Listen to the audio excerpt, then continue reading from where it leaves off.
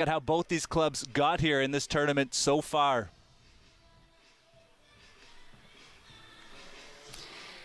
So Nova Scotia has 3 wins, so they're the only undefeated team right now. So with a win this afternoon, that actually put them through to the gold medal game. So they're throwing their best at Ontario. Katie Hagen's getting the ball today, and for Ontario, this is going to be a must-win game if they want to create a 3-way tie at the top and try to sneak into that gold medal game. A loss will put them in the bronze medal game. As you can see, Quebec has already played 4 games. They have 3 wins and 1 loss. They played Manitoba earlier in the day and won. Manitoba still without a win, and Saskatchewan as well. And there's a lot of ramifications from this game as well. If either team wins, we could be looking at a potential playoff game before we get to the playoffs, the actual bronze medal and gold medal games. Yeah, so Ontario and Quebec had a tight one, but Quebec came out on top 3-2. If Ontario wins this game, then that gives Nova Scotia a loss, and Nova Scotia beat Quebec. So there's your 3-way tie. So Ontario has to win this game in order to create an opportunity for themselves to get to that gold medal game, and they're going to hope that the 3-way tie works in their favor. And as you mentioned, Katie Hagen on the mound for their team. She throws fastball, curveball, changeup, and it was interesting because there was a decision before the game from the Nova Scotia manager what this batting order was going to be and who the starting pitcher in this game was going to be, depending on if the game before this, if Quebec actually won. So there you can see Lindsay Wilcox leading off in center field, Emma Carr on the mound today for Team Ontario, Stephanie Ellis, the shortstop, Emily Baxter behind the plate, Maya Waldron in right, Julia Joudouin at first base, Megan Crandall in left field, Hannah Chacko at third base, and Caitlin Tamatsugu at second base. And we talked a bit before the game as well. I was curious with Tamatsugu at second base batting at the bottom of the order today because she played so well in yesterday's game. Yeah, they have a good lineup 1 through 9, so sometimes it's a hunch on who you think will do well. Lindsay's seen Katie Hagen already actually at the Women's National Championship, so she's leading off. Maybe that had something to do with it, the fact that she's already been able to see her once this summer, and they think that she'll have a benefit from that, she has some speed. So we'll see if it works out for the coaching staff going with that. All right, we'll look at the home defense now. We've got Stymist, McCauley, and Roy out in the outfield, lined up left field, center field, right field. In the infield, Koenig Schofer at third, Tessa Hood at shortstop, Claudia Fulton at second, and Michaela Addington at first base. On the mound, as we mentioned, for Nova Scotia, this will be Katie Hagen, and she'll be pitching to Elizabeth Gavel today.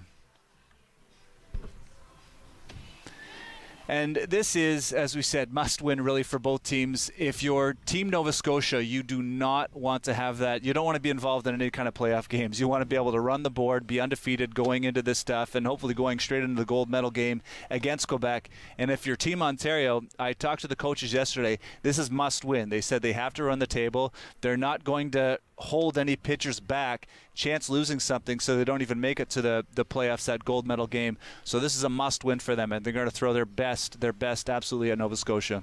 Yeah, both teams are treating it like a semifinal game essentially, right? If you win, for sure Nova Scotia goes through to the gold medal game, which would be outstanding for them, and Ontario just can't take any chances. They need a little bit of help. They need a win and to see how that tiebreak falls out. But you got to get that win before you worry about any type of tiebreaker. Teams still out on the field right now taking infield practice. It looks like there will be a bit of time before the game starts. There was a delay in the game before, so our game was supposed to start at 2 o'clock today. Instead, we're starting at 2:30. In the game before, there was some ray of that Quebec matchup, and it delayed the game probably about half an hour anyways. The grounds crew did a great job getting out there and clearing up the field on time so that we could only be delayed this half an hour. The Ottawa grounds crew always does a great job here. What are your key matchups, key thoughts maybe about this game coming into this one? I mean, starting pitching is going to be huge. Katie is Nova Scotia's ace, and Emma Carr is throwing for Ontario. She throws a really heavy pitch, so some people, it's almost like one of those sneaky fastballs. She's been working on a slider. She's got a changeup, got a curveball. But if she can pinpoint accuracy, her fastball, she's going to be tough to hit. So that's going to be a huge matchup. And really, it depends what team can get their bats going in time, because both pitches are, I expect this to be an outstanding matchup on the mound. But both lineups can hit, so I think this will be one of the premier games of the tournament, even though it's not necessarily for a medal just yet. Yeah, I mentioned that before too. Realistically, this could have been a gold medal matchup right here. This is two of the better teams that are playing in this tournament. I talked to Nova Scotia before the game, and they mentioned how they were looking when they were watching the game. They were really cheering for Manitoba to win in that game against Quebec. As we said, they're the only undefeated team coming into this. They knew it was going to be a tough tournament for them, but they have a lot of confidence coming into this tournament. They've won bronze the last 2 years, and they're looking for gold, and that's all they really want to accept after the end of this tournament. They worked so hard this summer, and for them, they know, the players feel that this is the best part of their summer. They've been building up towards this. They've been working towards this. They're so excited to be here and to represent their province very proud, and as you said, they're hoping for that gold today. Yeah, and I mean, they've got their pitching lined up pretty well. So obviously we've talked about this before in other broadcasts, but pitch count is extremely important in a tournament like this. So to be able to have your ace ready to go in what could be, the most important game. Lots of people think, oh, your best pitcher pitches in the gold medal game, but it's often the case that they're pitching in a semifinal game because nobody saves anybody for a bronze medal game, right? You've got to get to that gold. So they actually have, their coaching staff's done a nice job being able to use the depth of their lineup and their players in order to have Katie available to throw this game. And then the same can go for Ontario. Obviously, they had an early loss, tough loss early on to Quebec, but Emma Carr, I expect her to dominate on the mound. She often comes in relief situations, but she throws really hard.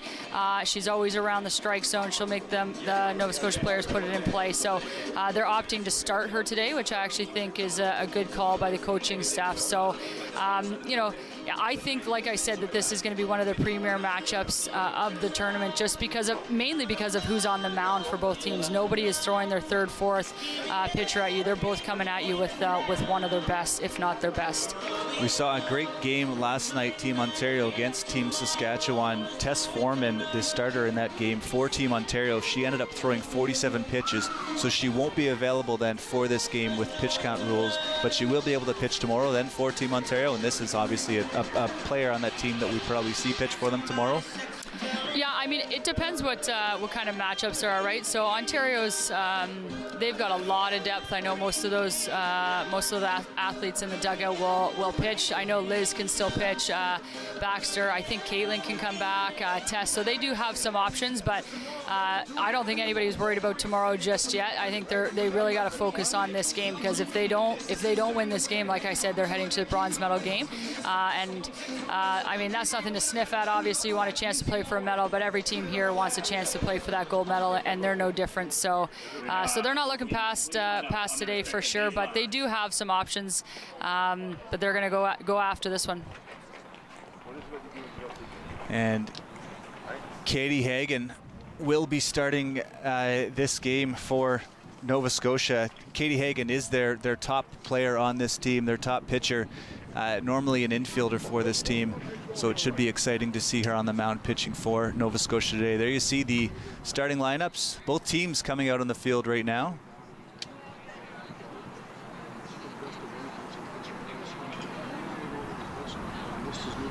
Lining up for O Canada. Une tragédie a frappé les familles du jour numéro 28 de la Nouvelle-Écosse jeudi soir. Nous aimerions vous demander de s'il vous plaît vous lever et observer un moment de silence en l'honneur de Sidney Brimacombe et sa famille.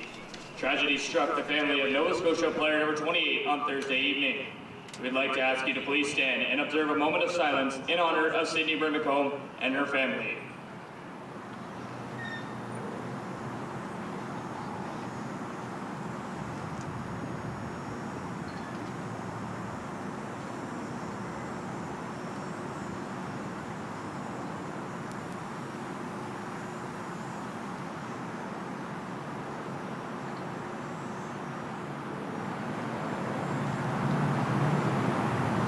Thank you. Merci.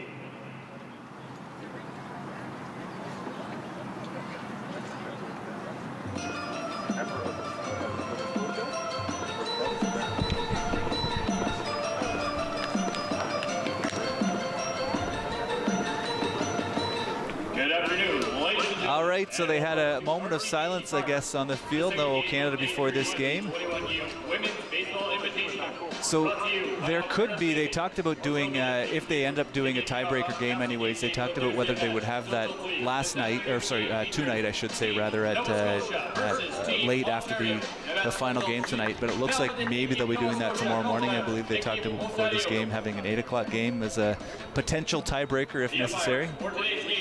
Yeah, I mean, for me as a coach, I'd prefer to have it the night before. Okay. You know, it's 8 p.m. I don't know if they thought that was a little bit too late. Sometimes I loved always playing under the lights. I thought it was exciting. Okay. And then you get a little bit of rest and you get focused into knowing what you're getting into tomorrow. Yeah, I mean, you can have people pitch today and then they're still available for tomorrow. So it still opens up some opportunities for pitching, right? We always talk about that pitch count. So if you throw 40 pitches, if you have someone come in relief tonight and throw 25 pitches, they're still available tomorrow. If you have someone throw 25 pitches in the morning, you know, then they only get the rest of the day, right? So, and I mean, it's the last day, so you can use everybody up, but it's a little bit extra rest. To me, personally, as a coach and a player, I always like playing the night before as opposed to getting up early and playing at 8 a.m., but they decided to go with the early morning game, I believe. I was talking to someone in the press box, actually the official scorer for the tournament in the press box before this game, and I was asking about kind of the manipulation of pitch counts. And so the idea would be 40, is it 45 then per game? But if you're throwing two games in one day, and maybe you throw 20 pitches in the first game, can you then throw, is the idea you throw 24 and you're still available for that next day? Yeah, so you can do that. So sometimes they'll use relief pitchers in that sense, right? So you can come and finish off an inning or whatnot. But you're allowed to finish off, like you're allowed your pitch count for that day. So sometimes they do use them multiple times. I believe the only rule is if you catch, then you can't pitch. Okay. But you can pitch and go to catch. Okay. So it's interesting. So the philosophy is, like, if you just were on the mound throwing every single pitch, right? Or as opposed to if you're catching and you're throwing back, then they don't want you to burn your arm out on the mound. So you can do one but not the other. Some people always chuckle at that because they don't really see a difference, but obviously whoever created the rules, Baseball Canada, thinks that there's a difference. But yeah, you're allowed those 45 pitches to still be available the next day, whether they use them all in one game or they spread them out over 2 games, but mainly just to allow relief pitchers to come in and help. Now, they weren't sure too in the press box when we were talking about the pitch counts, because the rule is 45 pitches per game. You play 2 games in a day, you realistically could throw 45 the first game and 45 the second game. Is that, I mean, me as a coach, I've seen coaches in high school do this, and it always really, it infuriates me, honestly, to take advantage of a young person's arm like that when there's so much abilities, there's so many chances for somebody to risk getting injury that young. I've heard parents just telling kids to pop Tylenol and they'll be fine, and yeah, just, I don't know. But you've never seen that happen, or you don't think any coaches would take advantage like that, or are they even allowed to, I guess? No, not allowed to. So okay, good. As soon as you throw your 45, you're done for the day. So you can essentially come back, but then you're still following the rest of the pitch count rules. But okay. I mean, I guess it's allowed. I would never want to do that as a coach. Even if an athlete tells me that their arm feels okay, of course they're going to say that, right? Oh, yeah.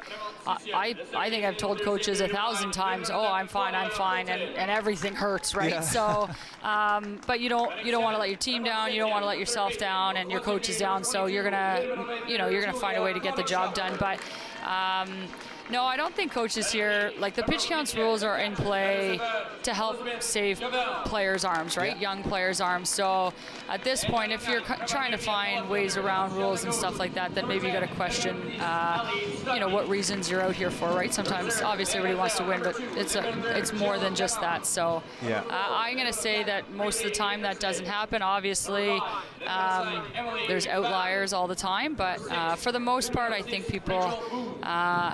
coaches have good sportsmanship, and they're looking to take care of players' arms. I know personally I would never do that. I coach back home in Burlington and my high school team, and I there's no way I would do that to somebody's arm. So. Yeah, these pitch count rules are there for a reason, as you said, and very important, especially at this young age. There's always a saying in Major League Baseball, there's no such thing as a pitching prospect, because there are so many injuries to those young arms. It's so hard to manage that kind of stuff, whether it's elbow, shoulder. There's kids in high school that are getting Tommy John surgery so that they don't have to have it later on in their career, hopefully. Yeah. But there's even people that are having Tommy John surgery 2 or 3 times in their career. Ryan Borucki for the Blue Jays just had Tommy John surgery, and he's off with elbow issues right now as well. Again, so. Visiting Dr. James Andrews. It's very dangerous, very scary for these young arms. I mean, I've played baseball with a lot of guys that went off to play college baseball and hurt their arms because they weren't taken care of at that level, and now they can't. They're always throwing with that sore arm. It's interesting, though, like different places in the world have different rules. So I played internationally, and I've been to Japan a number of times, and they'll throw well over 100 pitches at this age, and it's no big deal. And I've one of the pitchers on Team Japan, I remember in 2012, she threw a complete game, 7 innings in the semifinal, and turned around the next day and threw 7 more innings in the final. And it was like no big deal. So, all they do there is throw, and throw some more. Long toss, bullpens. So they actually don't believe in what we do, the pitch count rule. They actually think the more you throw, the more arm endurance and strength that you build up if you have proper mechanics and you're not trying to overthrow or you're not working on breaking pitches at a young age. So it is totally different. Here we really try to protect our arms, and some people would even say coddle arms a little bit. Yeah. And in Japan, and we all know that they're baseball crazy there, and they're outstanding players, and they throw some more. And it's interesting because a lot of the Japanese pitchers, if they come to the big leagues, in the U.S. for the most part, obviously, they end up having arm issues, and they always say it's because as soon as they get here, they change their routine. They don't throw as much, and then all of a sudden they have arm issues because their arm is not conditioned to do what it did back home. So it is different. The philosophies are different. So it is funny listening to both sides sometimes. That's very true. Daisuke Matsuzaka, when he came to the Boston Red Sox, was one, and trying to line up that, his schedule where he had in Japan and then coming to Boston, and they tried to manage him their own way, and arm issues followed there. And unfortunately, Shohei Ohtani, the same thing right now. But I do feel that they try to manage him a little bit better, just knowing the differences between the Japanese philosophy and what he's thrown in the past. But I mean, it still didn't work out for him, unfortunately. He's off, can't pitch right now, but he's back hitting anyway. I was going to say, at least he can hit.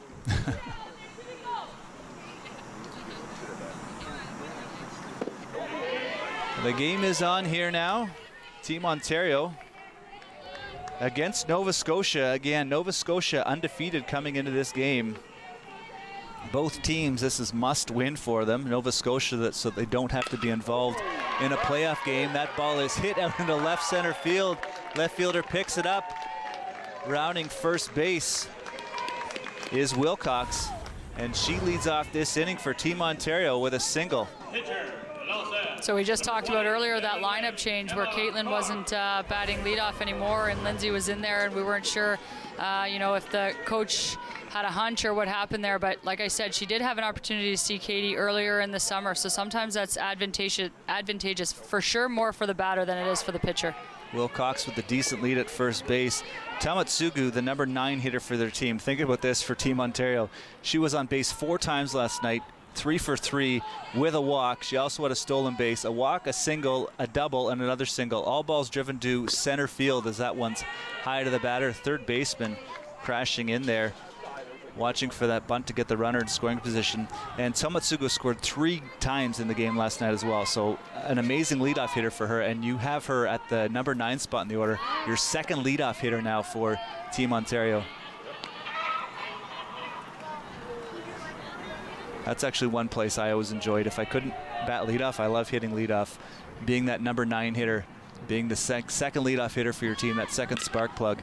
Runner goes. This one bounces off the first baseman's glove. She picks it up and throws it to first base in time to get the out. The runner goes to second base. Great job by the first baseman sticking with that ball to get the out. As you see her bobble it, hustle over there and get the out. That'll make the coach happy too. They practice PFPs all the time, so pitchers have to be able to field their position. So Katie did a really nice job getting over to cover first base. You're taught every time it goes to the right side to get over there. She did a very good job picking up that out. That ball bounces away. The runner goes to third base now. Team Ontario with a runner on third. Wilcox, after she got on with a single to left field.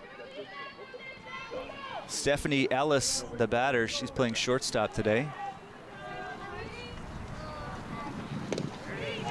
So this is an opportunity that Ontario is going to want to take advantage of. So you got one out with a runner at third base. The infield is still playing back. So a ground ball to short, second base, anywhere basically other than the pitcher or third base is going to cash you a run here. This one hit down the third base line, but foul.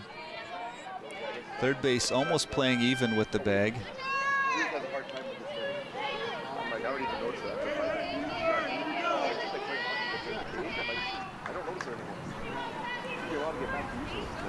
The 1-2, that one outside. Now 2 balls and 2 strikes.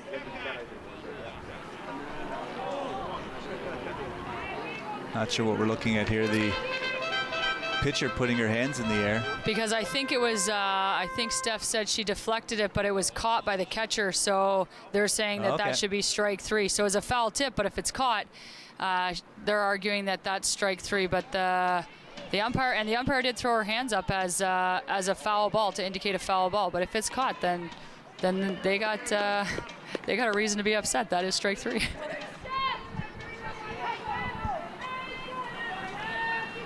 I didn't see either if she made contact or if that ball was bounced, but there is the strikeout, nothing doing. And in a situation where Team Ontario had the runner at third base, and as you said, with less than 2 outs, they can't cash it in. They're going to have to do it now. They're going to have to get away to get this runner in.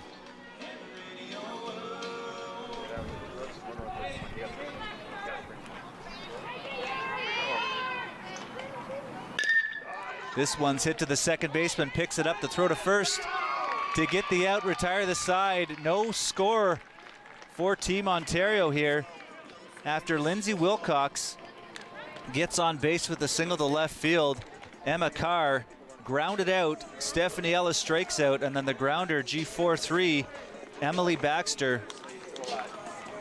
No runs for Team Ontario. Katie Hagan doing her job on the mound here in this at-bat.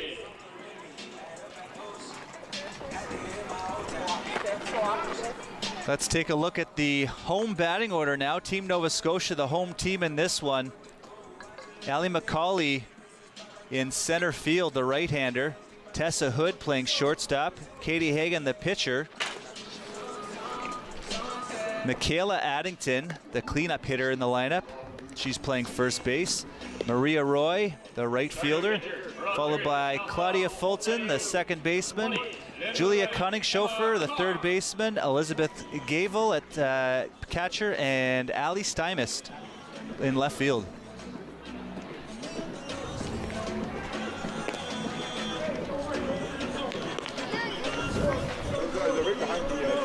All right, take a look at the defense now for Team Ontario. Emma Carr on the mound, Emily Baxter behind the plate. In the outfield, Wilcox in center field, Crandall in left, and Maya Waldron in right. At third base, Hannah Chaco.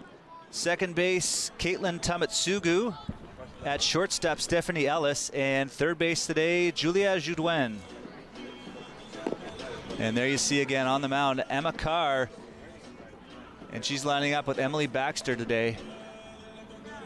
Emma Carr, you mentioned, normally not a starter for this team, comes out of the bullpen quite often, but they're going to be relying on her heavily against a very good hitting Nova Scotia team.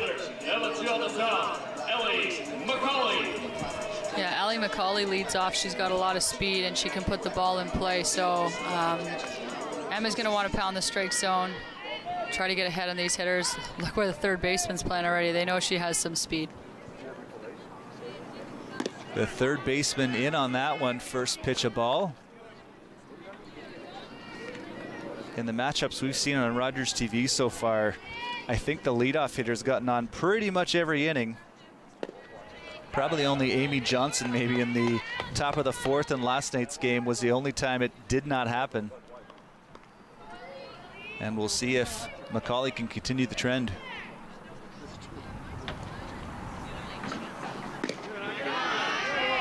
Leans back, that one a ball as well.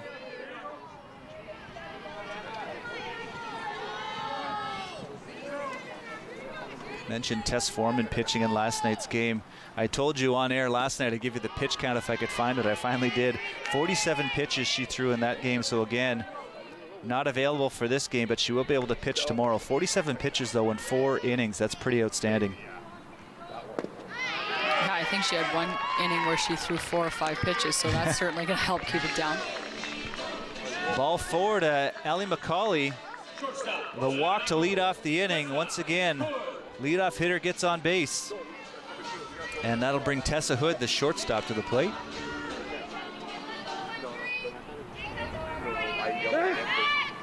Throw over to first, in there safely. Do you think we'll see Nova Scotia try to take advantage of McCauley's speed early in this game? She's got a big lead at first. Absolutely, I would. She's going to go leaning. Yep. Bunts that one up, but way foul, well over the fence behind the plate. I was just going to mention, so it was interesting in the leadoff hitter, Ellie's up to bat and Hannah's way in on the grass and as a righty, and now we got their second batter. She's a lefty with a runner on first who has speed, and she was actually playing one step behind the base. That to me was more of a bunch situation necessarily than the first one. You could see Ellie leaning all the way. Obviously it wasn't a straight steal. They were trying to put the bunt down there, but Hannah's made the adjustment now and moved in. Big lead here, about 12, 13 feet over at first base. And she's on the go. Squares to bunt, pulls it back. The throw to second base, not in time, backing that one up. The second baseman gets in front of that ball. Tomatsugu before it goes out into center field. A stolen base for McCauley. A runner in scoring position, just like Ontario did. We'll see now if Nova Scotia can capitalize.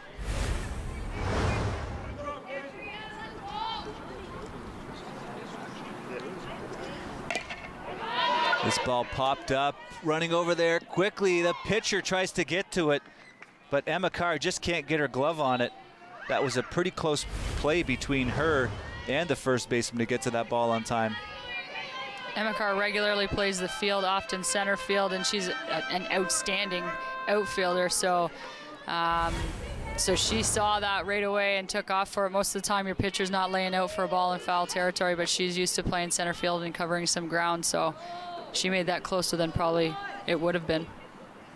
Emma Carr keeping a really close look at second base. She's looking back until she's ready to throw. As we see the strikeout there to Tessa Hood. Trouble for Nova Scotia. They want to do what Ontario couldn't, capitalize with a runner in scoring position.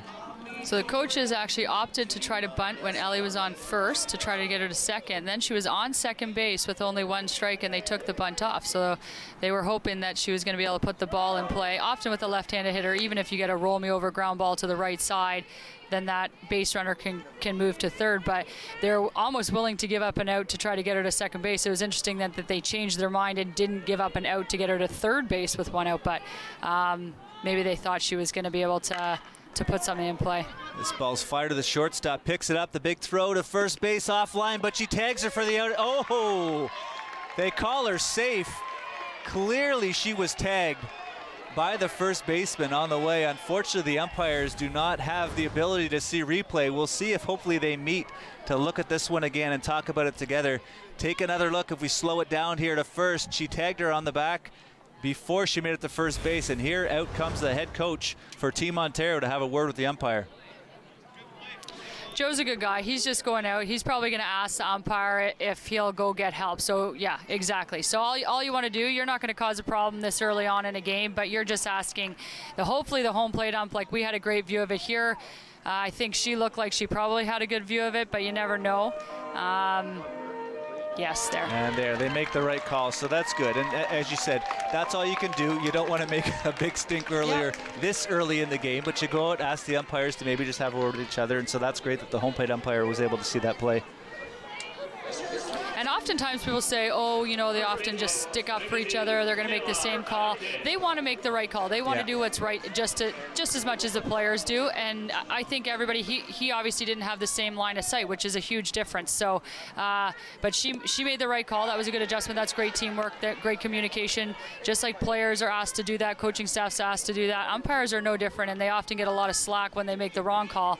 But I love that. They talk about it, and they got the right call made. So that was, I think that's impressive. Lots of people think, it shows that they can't get the call or whatever, but sometimes you're just not in a good position, or your line of sights, they don't have, this isn't the majors. You don't have somebody at every single base, right? So you're taking the best line of sight, but she clearly had the better view, and they made the right call as a team. So that was perfect.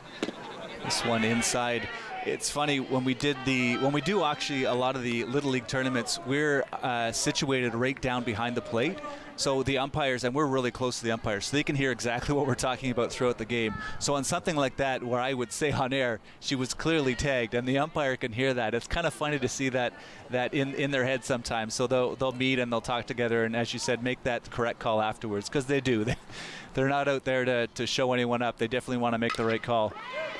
As this one's hit into left field, getting underneath it for the third out of the inning. How about that? The same thing for both teams. The leadoff hitter gets on base. Wilcox left on third, and in this case, Ellie McCauley left on third base. She is not able to score either. We'll see you back here on Rogers TV. That was the bottom of the first between Team Ontario and Team Nova Scotia.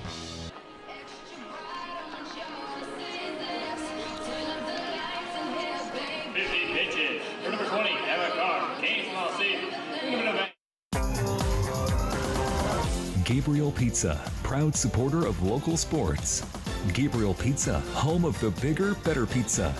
Now available online at GabrielPizza.com.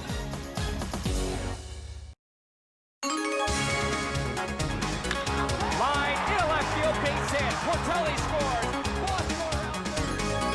scores. Watch live coverage of Ottawa Champions Baseball on Rogers TV. I'm Paula Roy from Paula Roy's Favorite Foods. Catch my show each week when I'm going to share with you some of my favorite recipes to make your home cooking more fun and more successful.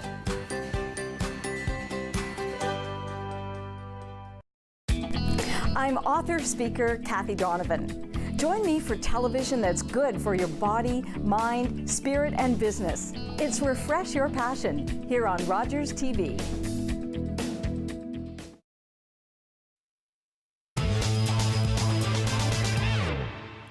Welcome back. Top of the second inning. This will be Maya Waldron, Julia Joudwen, and Megan Crandall to lead this one off for Team Ontario. Team Ontario, Wilcox, the center fielder, was able to get on base in the top of the first inning.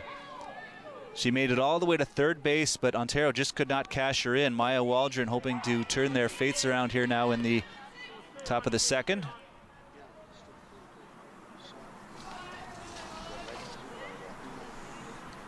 Waldron was the cleanup hitter in yesterday's game, hitting number 5 today. As this one's hit into left field. Once again, leadoff hitter on base. Team Ontario, well done. And they've got to get this runner in scoring position and cash her in. As you see that high curve, and that one's hit to left field. You see the runner going around first base there. Maya always does a great job hitting the ball the other way. She can hit for power, that's for sure, but she does a good job as a lefty hitting the ball the other way. That's a big lead over at first base. leaning towards first base, though. I don't think she was going to run on that first pitch. But she's seen the move now. Again, another pretty big lead. She's right off of that infield cutout, probably about 13 feet away from the base. That one's called a strike.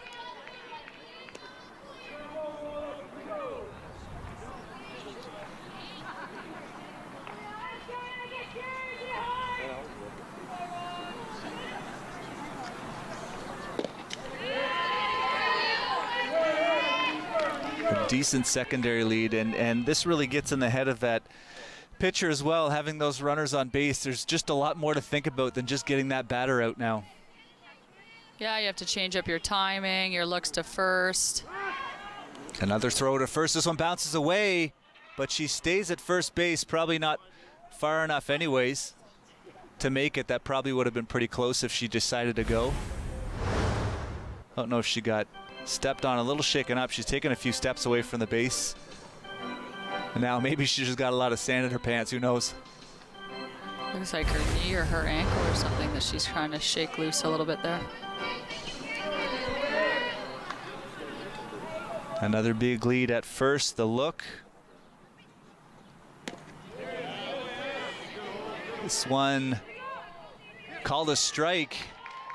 It looked to me like she had went. The umpire says that she did. And that is a strikeout swinging to Judouin. That'll bring Megan Crandall to the plate. Runner still at first base for Team Ontario. I thought they might put something on there, hit and run or something, so just to get the defense moving. But, I mean, you always have to count on your batter to put the ball in play. But if I'm a coach, I'm a super aggressive coach. So if you don't think your base runner, especially she's got such a big lead at first, if she can take off, if you're not sure she can get there, then to me, especially with Katie throwing strikes, she's all around the plate. You don't have to guess. And sometimes as a batter, if you're struggling, you almost hope to get that, like a sack call or a hit and run, where you know you just have to do a job. So you don't necessarily need to hit a single, but I know if I put it in play, she's getting to second base and kind of get you out of a slump a little bit. So I might have looked to put a hit and run on there, but again, I'm sitting up here and I'm not down there, so it's easy to make the calls from up here. Here's the 2-0, big secondary lead there as that one's bounced off the shoulder of the third baseman. Bounces in front, the pitcher picks it up, and now runners at first and second safely. We'll call that one an infield single. I don't know if do you think they'll charge an error to her on that one? I don't know. It's almost like an in-between hop that she didn't necessarily pick up. I think they did charge an error for her on that one. I don't think I would have done that, but we'll call it an E5.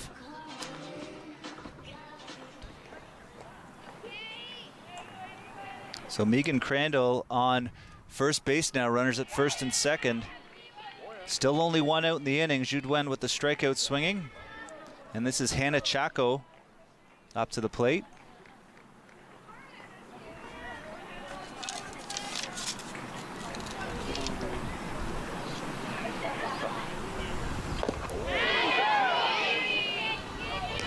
First baseman playing in on the grass. Yeah, I was just noticing that as well. It's kind of an interesting call because there's not going to be a play at the plate. Maybe they're just looking to try to turn a double play. If it gets hit sharply to her, go to second and then on to first, so she gets the ball much quicker. Obviously, she's going to be able to cover less ground. So to me as a coach, I would probably have her playing behind because, to be honest, there's not a lot of double plays turned anyways. So if you're playing back, at least you're going to keep balls on the infield, which would prevent a runner from scoring. If that ball leaks out into right field, then that runner at second base is scoring for sure. But maybe they're really trying to cut down opportunities, and they're looking to turn a double play if she can get that ball.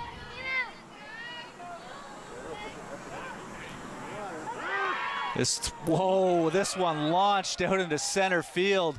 The throw way off there by the pitcher. And runners move to second and third now. Still only one out in the inning. Big plays at second base are tough because you're basically spinning all the way around. Katie threw that kind of to where the second baseman was instead of to the base. You're always taught to throw it back to the base, and they're going to get there. And second base is always a timing play, whether it's daylight, whether you're flashing your glove and going, or whether it's like you're counting 1 Mississippi, 2 Mississippi, and you're going. But it's often a timing play. That ball popped up to the shortstop, picks it up, the big throw to first base to get the out. The runner's heading to third base now. The slide, she's in there safely. Run scores. That is Maya Waldron scoring the first run of the game for Team Ontario. That was good base running too by Megan. So she watched the throw go across, and then she picks up the extra base. So some people think, oh, it's, you know, it does. You're in scoring position at second base. You never want to be the third out at third base, so it is risky. But now you're 90 feet away. Now a wild pitch or a pass ball, and you're scoring. So it is a bit risky, but she has some speed. She trusts herself, and she was able to sneak in there with a slide early. But you know, that is an important 90 feet. I always rather be standing on third base, that's for sure, than second base. Because even a hard hit ball to one of the fielders, if you're at second base, isn't a guaranteed run, but now it is. Strike two. And how good are the catchers at this level? In high school baseball, you can rely on that pass ball quite a bit from some of the catchers, especially when they're younger, grade 9, grade 10 players. How often does this happen where you get those pass balls, wild pitches with the run scores? As that one's popped up to the right fielder. A fly out, no run scores. Tamatsugu, the first time we've seen her on our broadcasts not get on base. So how reliable are the catchers at this level, would you say? They're pretty reliable. Like most of these catchers, it's their primary position. They're used to blocking balls, but to be honest, if it's a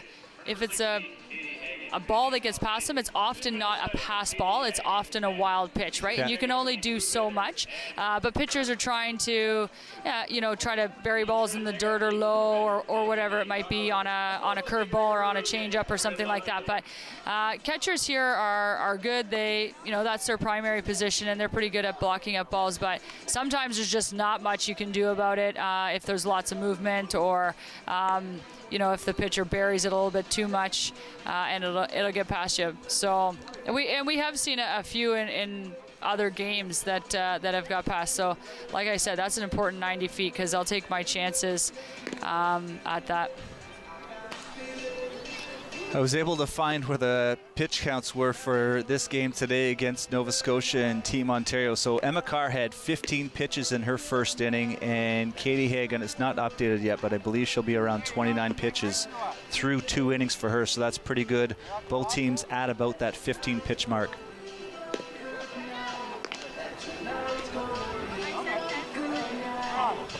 And we mentioned before the game, this is must win for both of them. You think we would see both these pitchers go pretty deep into this game? I mean, tomorrow's the day anyway, so it's either we stop them before 45 or they're throwing as much as they can before the arm lets out. Yeah, that's a tough call. I mean, if the game is tight, then I think you're going to see them go as long as they can in hopes that they get through to tomorrow. Yeah, obviously, if it opens up one way or another, then you're going to have to make an adjustment as a coach. What do you need available for you tomorrow? At this pace, both pitchers would only be able to make it through 3 complete innings. That would be around that 45 pitch mark. We'll see if they can settle down a little bit, throw a few less pitches. It'll be a tough go for Katie Hagan, though. When she comes up in the 3rd inning, she'll be facing the top of the order again for Team Ontario.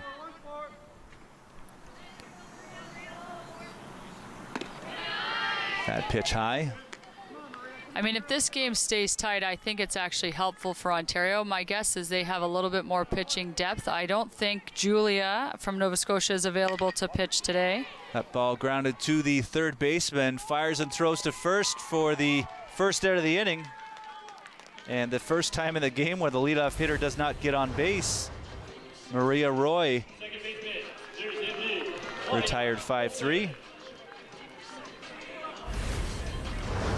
And back to my point about pitching depth, Ellie, I'm not sure, is also for Nova Scotia. I don't, correct me if I'm wrong, I think she's also not available for today.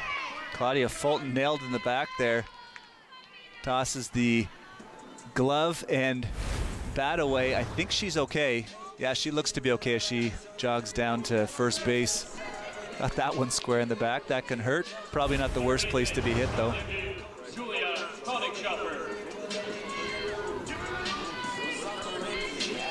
It's scary when that ball's fired in sometimes, especially when it gets close to the hands, the kind of injuries that you can have, and the wrist. Yeah, everybody wears the elbow guards now, so that's somewhat protected, but still doesn't feel great. No. It used to be, as that one's fouled off, that a pitcher a batter rather in Major League Baseball had to show that they had some kind of injury anyways before they were allowed to wear those big elbow pads. But now everybody, as you said, wears that stuff. Yeah, now they look like RoboCop up to about half the time. They've got the extension on the helmet, they've got the arm pad, they got one down around their foot. And they're not afraid to get hit. It's funny, some of these players with the ability to get hit, they just know how to lean properly. You're not necessarily leaning into the ball, but when you're turning, you're not turning away from the ball. Big swing and a miss there. Yeah, some of them almost drop their elbow really close to the strike zone as they're turning. So, you know, it looks like you're making that attempt to get out of the way, but you're nicely throwing an elbow in the zone or pretty close to it to get clipped. That was Connie Schofer, retired on strikes. This is Elizabeth Gavel coming to the plate now, the number 8 hitter, batting with 2 outs and a runner on first base. And it's tough for the pitcher too, because you've lost that inside part of the plate sometimes now. You try to establish that, back that batter up in some cases, but they're not as afraid of the ball as they used to be with all that gear on now. Understandable why they wear it though. Like if somebody's throwing 95 miles an hour, wow. I mean, I've been hit, I think the hardest pitch I've been hit with is about 84, 85, and right in the elbow probably 10 years ago, and it was not an enjoyable experience. So 95, I couldn't even imagine. I mean, it breaks bones, right? Yes. Like Freddie Freeman last year took one in the wrist, missed how much, and he's not the only one. There's so many, right? But paying these players an incredible amount of money, and they can't play if they're hurt. And obviously no one's trying to get out there and hurt anybody. I mean, well, you wouldn't assume so. Although if you talk to the Pittsburgh Pirates and Cincinnati Reds right now, they wouldn't agree. But they look like they're part of the MMA lately. But you know, but it does happen. Sometimes it gets away from you, and then when you're throwing 95, it's like you got such tiny bones in your hand, your wrist, like you said, and now you're out 6 weeks or so. And the hamate bone, that's one that could be a tough one in your hand, to lose a lot of time for something like that. But yeah, any of those small bones in your hand or wrist, and that's tough. I mean, for girls like this, talking about this being their building towards this, and this is the best part of their summer, and to have some kind of an injury if they were hit by a pretty hard pitch, that would be tough. The runner goes, but I think time was called at the plate there. The umpire tells her to head back to first base. That's too bad. She thought she had that stolen. That was a late time call given too. That ball fouled back. I saw one 2 days ago, I think it was, and I can't remember who the batter was. I think it was Team Ontario though, and called time late. Had her hand up for probably 3 seconds. Umpire didn't grant it. Pitch was coming in and had to get her hand on the bat really quick. So that is tough sometimes. But you see it granted too often. That bothers me a bit in Major League Baseball. I was going to say they shouldn't grant. I don't think they should grant it that much. No. I really don't. There's no need for you to call. I get if you're frozen, it's been like 5, and they've shaken like 2, 3, 4 pitches. It's like, my goodness, most of you only throw 3 or 4 pitches. I'm not sure what you're shaking at this point. But runner goes again. Sometimes if it's that late. Ball 4 there to Gavel.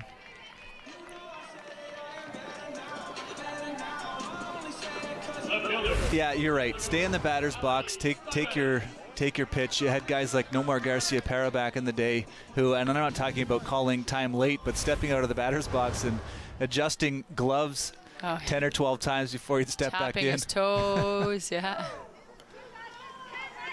You talk about pace of play in the game and how to speed things up, and that's one of them. Keeping batters in the batter's box.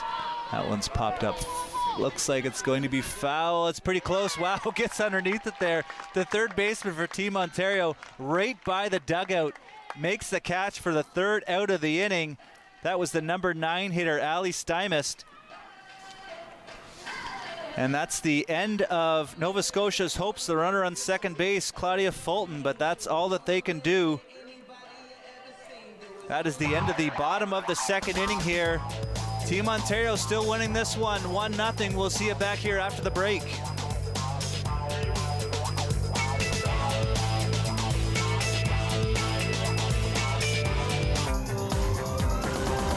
Gabriel Pizza, proud supporter of local sports. Gabriel Pizza, home of the bigger, better pizza. Now available online at GabrielPizza.com.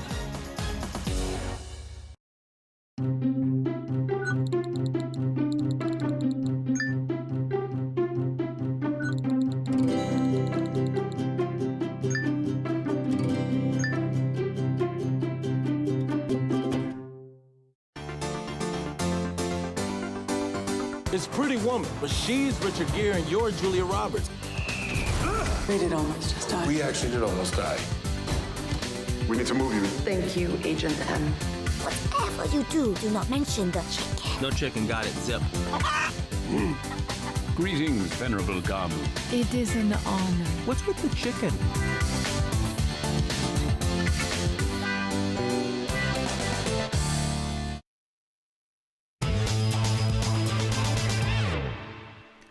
Welcome back. Big game in your nation's capital, RCGT Park. This is Team Ontario versus the home team in this one, Team Nova Scotia. It's a nail-biter, 1-0. Team Ontario ahead right now. The play of the game, the turning point for Team Ontario in this one, after Maya Waldron got on base with a single to left field. She was on second base, and the pitcher, Katie Hagan, had the ball, threw it out into center field while she was trying to pick her off at second base. And that put her at third, and later she was able to score in that inning, the only run in this game so far. Otherwise, it's been pretty carbon copy. 9 hitters have batted for both teams so far. Katie Hagan's thrown 29 pitches. Emma Carr matching her pretty well. She's thrown 31 pitches through 2 innings. Yeah, we anticipated this would be a little bit of a pitcher's duel, and it's turned out that way so far. Really low scoring game, which is nice to see. Hannah Chaco with the lone RBI in this one. She grounded out to the shortstop. Big throw to first base. Maya Waldron was able to score on that play.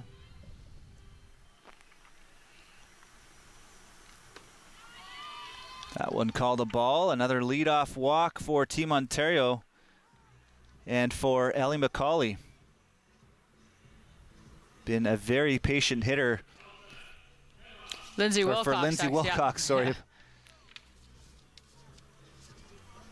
So that's the second time she's been on. She started the game with a hit to left field, and then with the walk, and she's got speed too. So they'll be looking to get her moving, I think. Not a big lead on that first pitch as that one's outside. What would you say the percentage would be on stolen base conversion for some of these top leadoff hitters, these run scorers, stolen base players? As we see her go on this one, that pitch inside, the slide in, that one bounces away to backing up the second baseman. She stops that ball, and in with the stolen base, Lindsay Wilcox. How often have they been able to convert these stolen bases? I'm going to say 90%, most of them. It's high. It's hard to throw somebody out, and oftentimes it's not the catcher. Oftentimes it's stolen on the pitcher. They just get a good read and a good jump, and especially if you guess on a breaking ball, or if it's breaking ball count or something like that, it's the pitch is just simply not coming in hard enough. It takes too long for you to get to the ball to the catcher. They're already halfway or more by the time they pop and try to make that throw. That one called a strike. Not happy. She shakes her head as she walks away there. I mean, it was a close pitch. I know Emma's not happy with the call, but with 2 strikes, especially with a runner standing on second base and nobody out, like even if you just reach out and kind of have a little roll me over ground ball to the right side, it moves her over. She typically has a good eye, so, but I mean, with 2 strikes, you're trying not to get caught with the bat in your hand. Runner on first, second base now. First pitch there, a ball. In high school baseball, when I'm looking at stolen bases, I'll test that catcher early with my grid runners to see how well they can throw. And same kind of I would say, argue at that level. You're not going to throw a lot of those guys out at second base. And I would be very generous, very liberal with having my players still second base. But now third, would you chance it in this scenario? You've already got a runner in scoring position. Probably one of your fastest players on the team. Would you chance her stealing third base here? No. I mean, I'm aggressive, but I have my 3-batter up, 4-batter potentially coming up. I know you got some speed, but I mean, never want to be the first or third out at third base. Yeah. Second, okay, but you're in scoring position right now. You're in the heart of your order. It's early in a game, so I don't think there's a need to necessarily take chances. She's getting a great secondary, but Katie has shown that she's not afraid to pick off at second base. I know she threw it into center field, which actually helped out Ontario, but especially if a pitcher is showing that they will try to pick off, that they do have a move to second, then I don't think she's going to go too far. This ball hit down the right field line, but foul. I noticed on the last few pitches, at least, though, when I was paying attention to her, she's only taking 1 look back at second base. Yeah, so sometimes younger, like if I'm playing shortstop and I notice my pitcher doing that, I'll just say very, very, yeah. See, Lindsay's trying to time it up right now, so she knows she almost wanted to go on that. That one hit up the middle. Second baseman gets her glove on it, but out of her reach. Rounding third and scoring on this one, Lindsay Wilcox. And into first base safely, Stephanie Ellis. Great job by Ellis as that one's hit over Hagen's head into center field now. The shortstop picks it up, but the run had already scored at that point. And again, I don't think, and they do, they give her an error on that one. Oh, that's a tough play. I don't think I would give her an error on that one. No, I agree. I think the error though was on the tip out to the field, because I think she would have got to first and Lindsay would have got to third. This ball blasted out into left field. Another single here for Team Ontario, who had their bats working for them early. Oops. But I think that error was because she was able to score on the play.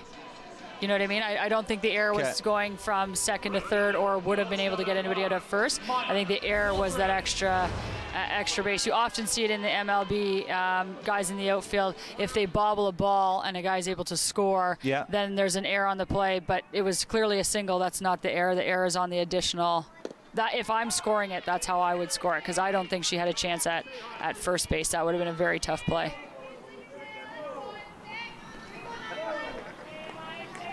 I'll see if I can find it online here afterwards as well. The runner takes a pretty big secondary lead. That one hit down the left field line. A lot of space out there. Right over by the Seagull. Picks it up, fires it in. Runners at second and third now, and another run scores here for Team Ontario. Maya Waldron. A great piece of hitting as she ends up with the double of the RBI variety. So it's funny, I said her last at-bat that she really takes the ball the other way. So she had a single to left field earlier on. And as a lefty, that's tough to do. For young hitters to be able to use the entire field to hit the ball is very challenging. Good hitters are able to stay back and hit balls that are outside or off speed. They're able to take it the other way.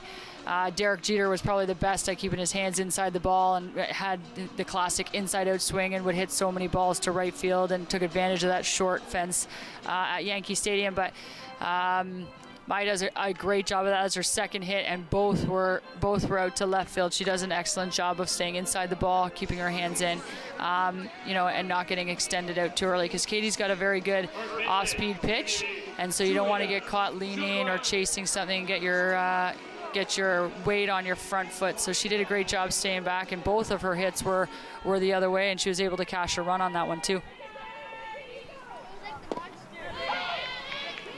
That first pitch called a strike. Team Ontario up 3-0 over Nova Scotia now. Nova Scotia, a powerhouse in this tournament so far. Coming into this game undefeated, having their top pitcher on the mound. This one goes up the middle as well. Center fielder picks it up quick. She fires it in. Nice job out there in center field. Love that. Just get that ball in quickly and keep that runner at third base. Limit the damage. I think that's Ellie out there, so she's got speed, and she's a great outfielder. She tracks the ball really well. She knows the situation. The ball's on the ground. She's trying to get to that quickly. She doesn't want that extra run to score, so she did do a nice play coming in, charging hard on that. Sometimes they often get a lackadaisical and they'll stay back, but that was a great opportunity for her to charge and keep another one off the board for Nova Scotia. Yeah, and that's key. Just really keeping your head in the game. Sometimes you see at the high school level or at Little League level, we've seen sometimes before, just not keeping your head in the game, paying attention to what's going on. I saw in a tournament game here earlier on as this one is fouled off the batter. It was a play that was the first baseman made the catch. It was a runner at third base. First baseman made the catch in foul territory, and then just lackadaisically threw it over to whoever was covering for. I don't know if it was a second baseman or a pitcher at that point, but just weren't paying attention to the run at third base, and the run at third base actually scored on that play.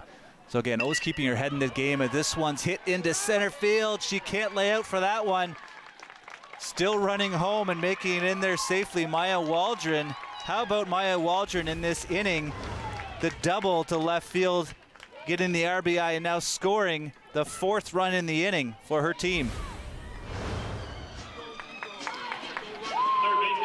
So they're starting to jump on Katie a little bit here. I think they've got 1, 2, 3, 4, 5 hits this inning, so they're able to capitalize a little bit. And some of them nice hit balls. They're not like squeakers that are going through. So Nova Scotia needs to find a way here to get another out, whether that's a ground ball, fly ball, but they really got to try to make sure that their base runners kind of, sometimes it feels like a merry-go-round where they just keep going and you can't stop it. So this is going to be a big out here. They got to get something in the bottom of Ontario's order. They're going to want to go after these 8 and 9 batters, try to finish off this inning and get back to the dugout and get things going their way again. I looked at the official scoring online now. I was trying to figure out about that Stephanie Ellis ball where it looked like it was called an error. It is ruled a single online here anyway, so we'll find where that other error is at another point then. So a single, if you're scoring at home, for Stephanie Ellis in her last at bat. Yeah, that was a hard hit ball up the middle. That's tough, and just barely got her glove on that one. Yeah. Right? Even if she grabs that, she's gonna have to jump to make that throw, Jeter-esque, if you will. Or Bo Bichette-esque if you watched the game last night. This one hit to the shortstop, picks it up, throws it in time to get the out. However, that is only the 2nd out of the inning here for Team Ontario. Hannah Chaco, the 2nd time she's grounded out to the shortstop. She did get an RBI though her last time up. This one fired to first base.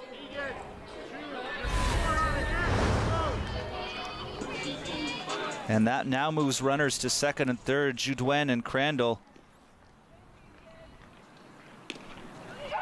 The batter now, Caitlin Tamatsugu, had a heck of a game last night. Flew out to right field in her last at bat though. There is action over in the bullpen now for Nova Scotia. That's number 6 warming up for Nova Scotia, Rachel Boone. Oh, we talked about this in last night's game too. I spoke with the team ahead of time just to find out. We knew that some of the players weren't actually from Nova Scotia. They were from different provinces. So we thought that it was maybe Madison Slonwhite that was from Prince Edward Island because she didn't have a province listed on the roster that we were given. Slonwhite is from Nova Scotia though, but it's Ali Stymis that isn't. As this one is hit into fair territory right down the line. Picked up, throws that ball into first base. Another run scores here. 2 runs score on that play after a single. And that one was just trouble. Popped way up, and you see it just bounce right beside that right field line. Team Ontario keeps the train moving. That's one of those excuse me swings with 2 strikes. It kind of falls in the perfect spot. They call that like the Bermuda Triangle over there at first. It's behind the first baseman, but deep enough that that's a really tough ball for them to get. A long run for second base to get over by the line, and then same with the right fielder with the right-handed batter up to bat. She's shading to the gap a little bit, so nobody able to get to that ball, and that was Caitlin, you saw, didn't even run hard out of the box. I think she thought it was going foul, and then it was able to drop in fair territory. She picked up 2 RBIs, but those are one of those ones that sometimes you rip the cover off the ball and it's right to somebody, and then sometimes that happens and everybody, you know, you're upset when you hit it hard, but it's right at somebody, but then you get a couple of those that fall your way, and it always seems to even out in the end. Oh, Ali Stymus from New Brunswick, we mentioned, one of the players on this team that isn't from Nova Scotia, and the other one is Tessa Hood. Tessa Hood is from Prince Edward Island. This one thrown to second base, but in there safely, just slides under that tag. Another runner in scoring position for Team Ontario. Julia, actually playing third base, is originally from Ontario, and the reason I know that is she's familiar, and she used to come to some of the practices with a lot of these Ontario players, even though she's younger. I think she's only 14 years old. She's very, very good. Wow.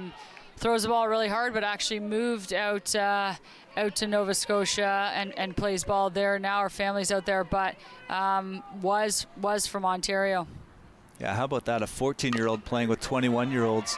This one hit down, and just gets under Connick Schofer's glove and under the shortstop's glove as well. And into first base safely. That one probably will be ruled an error.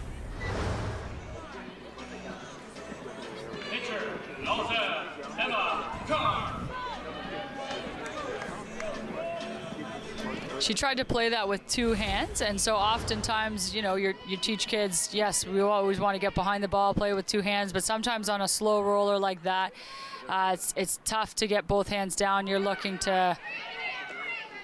This ball bounces away. Runners move to second and third. Rounding third pretty aggressively there. Tamatsugu rather, but she stays there. Now 2 runners in scoring position for Team Ontario.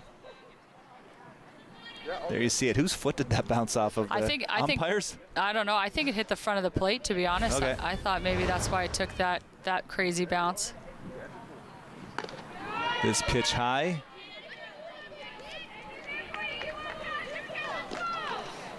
This is a big out for Nova Scotia. If Emma gets a hit here and scores 2 more runs, they're one run away from potential mercy rule. Drives that ball very foul.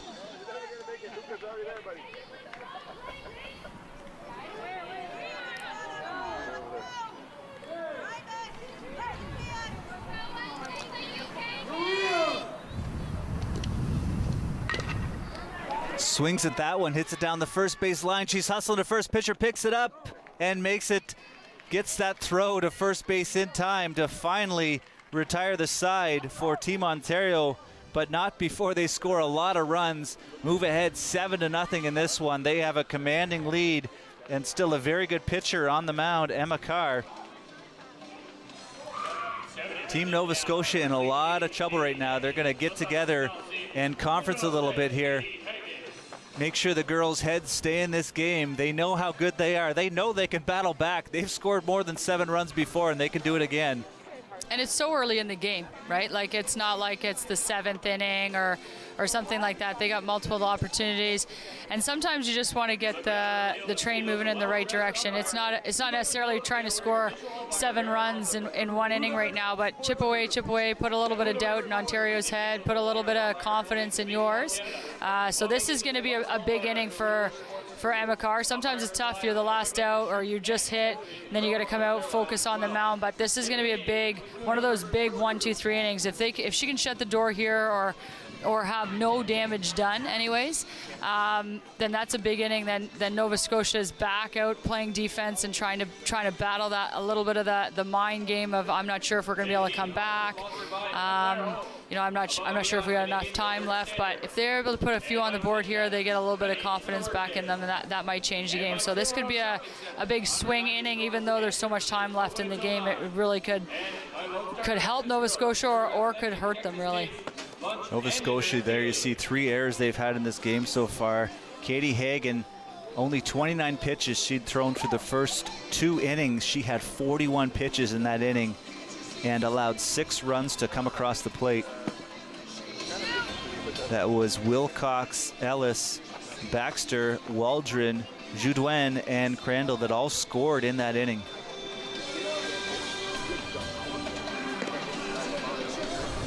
And still the same pitcher on the mound here for Team Ontario. This is Emma Carr sticking out on the mound.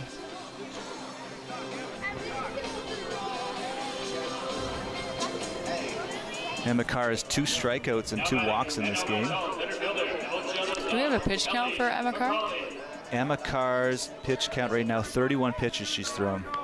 So it'll be interesting because of the score. If she can get through this inning at 45 or less, then you might see her come out of this game so that they can use her tomorrow. Now, I mentioned to you in yesterday's game, it was, I think, Thunder Bay in Little League as this one's hit up the middle. Picks it up. Emma Carr throws to first to get the out. Great job by her, helping her own cause. Get the first out of the inning. On 2 or 3 pitches, I think.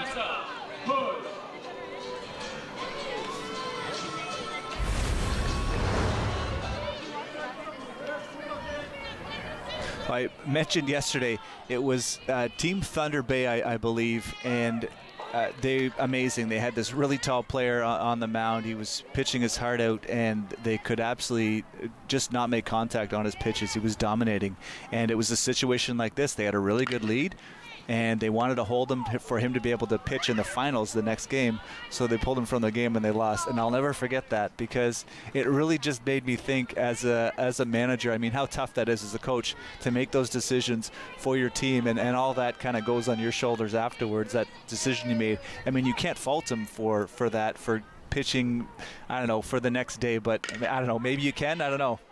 Oh, this one gets through the first baseman's wickets into right field.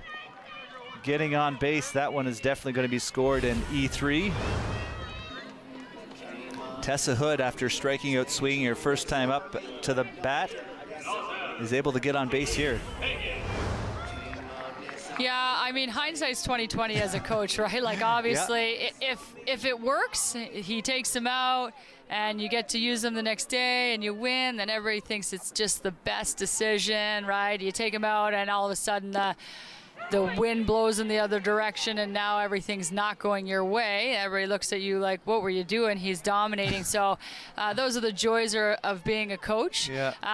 To me, I just still take my chances. You've got good defense. Yeah. You've been hitting the ball hard, and Katie's their best pitcher. So if they put somebody else in and you're hitting Katie hard, you're going to hope that you're going to hit that pitcher hard too, right? So I would just take my chances with it, and sometimes it's a game of chances and opportunities. And so if I can get through the 3rd inning and I can use her for tomorrow, especially with a 7-run lead, I'm probably going to take her out. But this ball hit up the middle. Second baseman picks it up, steps on second base onto first, a double play. How about that for Team Ontario?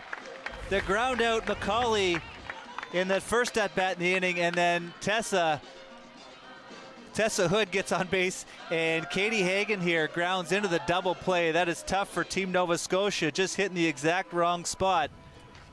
And Team Ontario still with a commanding lead, 7-0 in this one. No hits so far in the game for Team Nova Scotia. They've had a tough go of it. We'll see if they can try to battle back later on in this game. RCGT Park, you're watching the U21 Women's Championships on Rogers TV.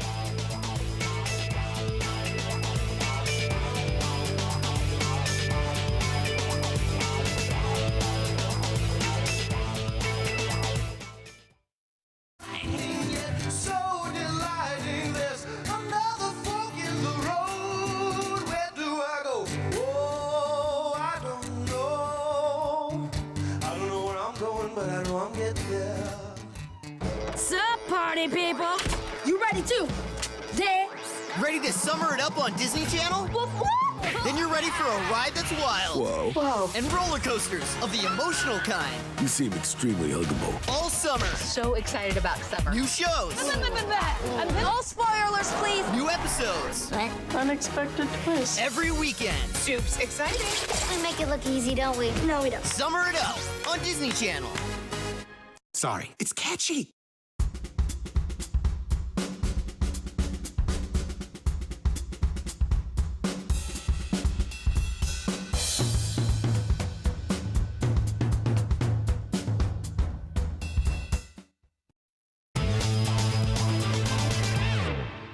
Welcome back. This is the play that ended the last inning. You see this one hit to the second baseman, steps on second, the throw to first, a double play. How about that for an end to the inning? And Emma Carr, she has dominated in this game so far, has not allowed a hit, has walked a couple batters and hit one as well. Emma Carr only threw 8 pitches in that inning. She has thrown 39 pitches total now.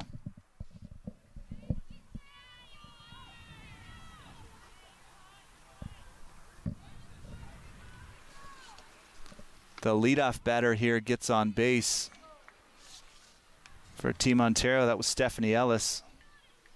I didn't even see how that happened, did you? I think there was only one pitch thrown, so hit by pitch then? Okay. Hit by pitch, Stephanie Ellis.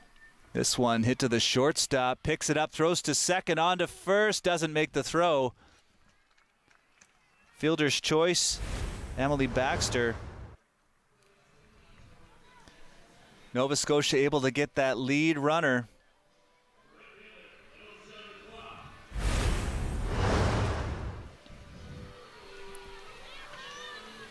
Maya's 2 for 2 on the day with, I think, a single and a double. Wouldn't it be unreal if someone just hit for the cycle? Now, how often do you see home runs at this level? On a they park. would obviously be inside the park. I don't think anyone's hitting it at Ottawa Stadium. I've hit a home run here once off Jose Canseco, opposite field. Oppo power. It was amazing. Not a legal bat at all, but yeah, a fungo. Well, actually, we had Ella Matucci, who plays for the Team Ontario senior women's team out in Okotoks, hit a home run, and it was off a legit like field like this. They didn't move fences in. Like it'd be 325 feet? Yeah. Okay. It was a shot. One fired to third base. Gets her glove on it. Good job by her. The fire to first. And that was very close. She's called safe at first base. Wow. That was a bang play over at first base. I think he's calling the umpire over just to make sure he made the right call.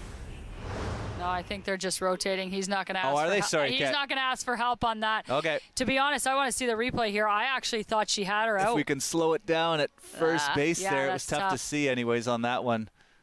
Coach threw his arms up right away, trying to help that call a little bit. Safe. Sometimes that works in your favor. Oh, sometimes I think so it too. doesn't. I totally think it does. When I'm coaching first base and I'm like, yeah, way to go. I think it really gets in the umpire's head. Yeah, and when you see hopefully that, no umpires are listening. When you see that, you do that sometimes. But I mean, sometimes it's a reaction. You're not trying to get a call, but sometimes it's just. Oh, I'm always trying to get a call. Yeah. Always. Sometimes I just, or like I play hockey as well. Like sometimes I'm like offside, right? Like it just kind of happens, and you're not stopping playing, but it kind of just comes out of your mouth a little bit. So, but yeah, a little bit of persuasion. Obviously, you're trying to get things to go in your favor. But a great job anyways over at third base as the runner goes. And one of those situations with runner at first and third where that catcher is probably going to hold on to that ball. This is something they would talk about ahead of time. So would she get a signal then from her coach before that play on what they would do in a situation like that where the runner is going to steal second base? Yeah, oftentimes the signal would come from the bench to the catcher, and then I actually didn't see it, but sometimes most of the time the catcher would stand up and give a signal to the entire field so that they know what's going on, right? Like you only have a couple choices. You can throw it back to your pitcher. You can throw it to second base and try to get the runner. Sometimes they have a cut play where if they think the runner's going to go from third, the second baseman will creep in and cut. Oftentimes it's the second baseman because as they creep in and cut the ball, they have line of sight to the third base runner. If the shortstop cuts in, and oftentimes people will say, well, how come the shortstop's not going to cut that? They have a stronger arm. It's because when they cut in, they're blocked off. Their line of sight's blocked off to that third base runner. This one hit to the shortstop. What a heck of a play. She turns around and looks to second base to see if she can get the second out. She can't, but a great stretch over there at shortstop by Tessa Hood.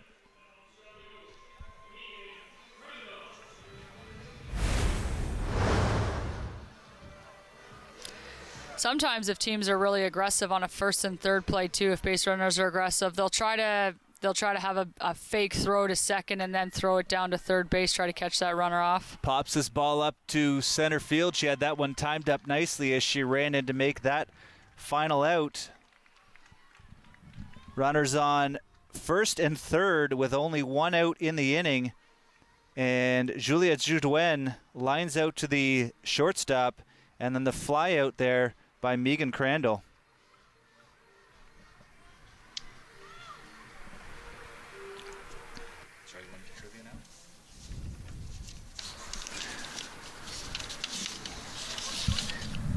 All right, it's trivia time now. This one, we'll see if you can guess this. You don't even have the question here today. So this Major League owner was responsible for creating the All-American Girls Professional Baseball League. Who is he? Who was responsible for creating the All-American Girls Professional Baseball League? I'll give you a hint. There's a stadium named after him. I can't tell you what stadium because that gives it away right away, but... I have no idea. I'm terrible at trivia. His family created a chewing gum company. I won't say the answer. Don't worry. Our producer's telling me right now, don't give it away. Just giving you some hints. At the turn of the 20th century, family created a chewing gum company. All I'm thinking of in my head right now is the movie A League of Their Own, where they have the chocolate bars. It wasn't Tom Hanks. No. But the gentleman who created it all, he sold chocolate bars. Yeah. That's all I keep thinking of. This is bubble gum instead of chocolate bars. Yeah. Well, we'll let you think about that. We'll let you stew on it for a little while. Okay. See if you can get it. Megan Crandall, the last out of that inning for Team Ontario. She's had a pretty good game so far in this one, too. She's been on base twice. The error to the third baseman in the second inning, and then the single to center field, and she scored the final run, the 7th run of the game for her team. And Team Ontario up 7-0 in this one.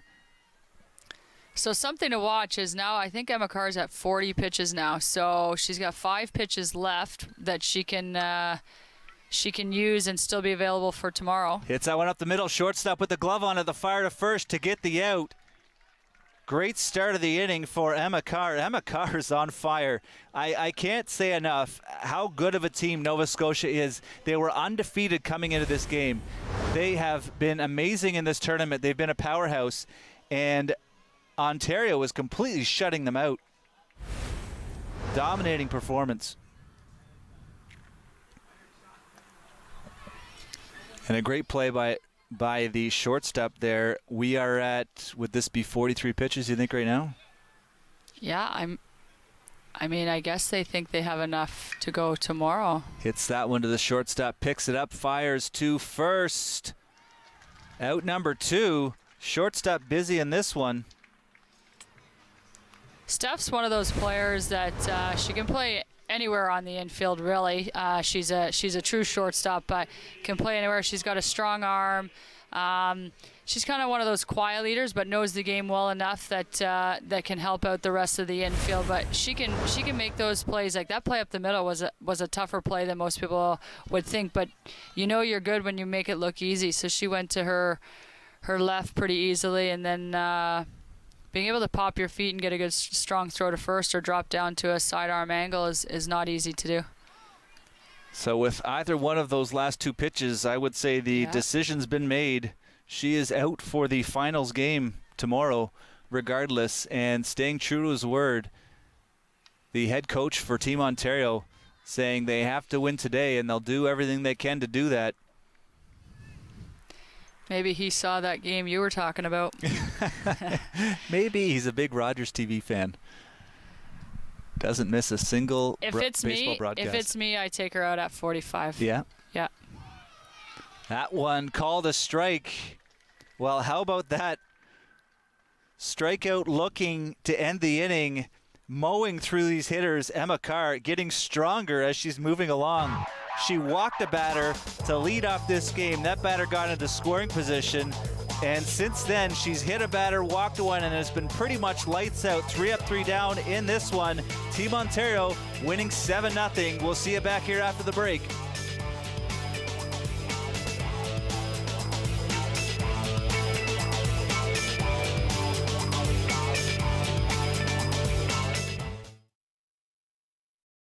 This is why Superman works alone.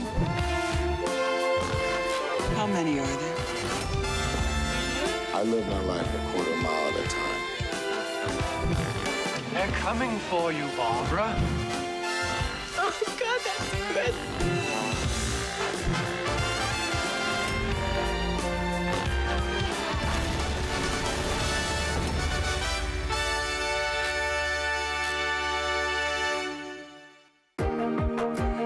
When you become a Rogers volunteer, it's always an opportunity for everybody to come together and try different things that they've never been able to do before. I encourage everybody to be a volunteer at Rogers TV because not only do you grow professionally, you grow personally as well. I would love to be in this field in the future, and Rogers TV is the perfect place to find your footing.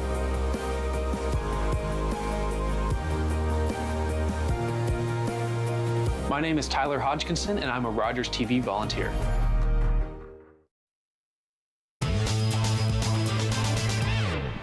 Welcome back. It's been an exciting matchup in this one. We're through 4 complete innings, and Team Ontario is winning this game 7-0 at this point off 9 hits, only 1 error, and zeros across the board for Nova Scotia except for the 3 errors that they have in this one.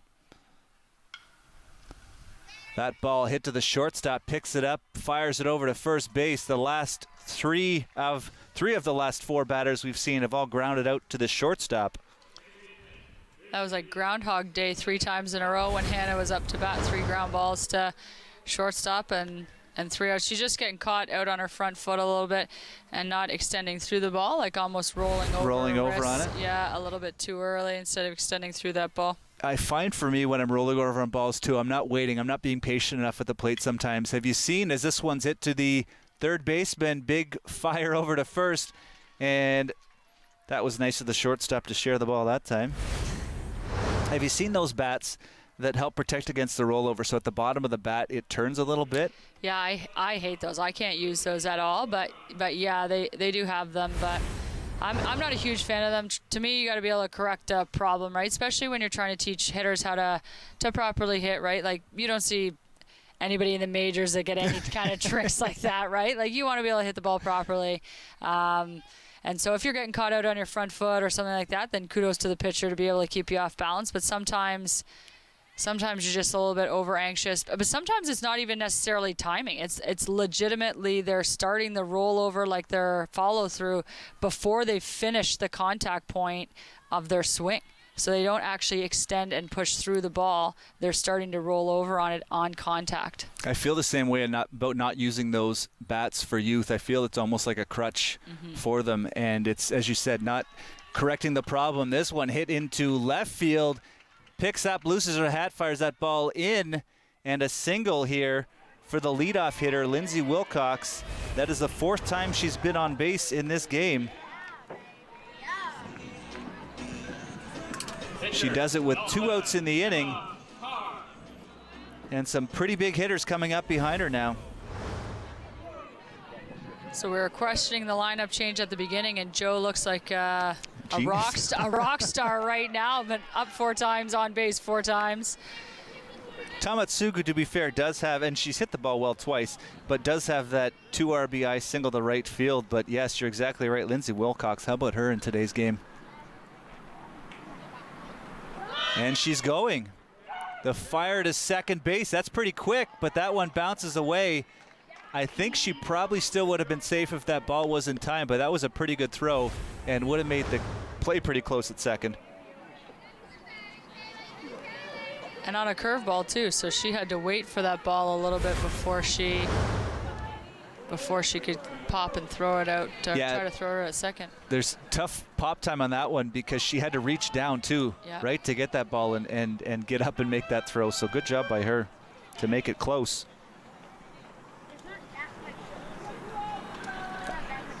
Are you surprised about the aggressiveness there at all? This one hit over the second baseman's head into right field. And rounding third base, heading home, is Wilcox. The throw, and she's safe at home plate. Another run for Team Ontario. They're ahead 8-0 in this game now. That play was close. I would say the right call was made, though. I agree. I think she was safe. I think she just got under that.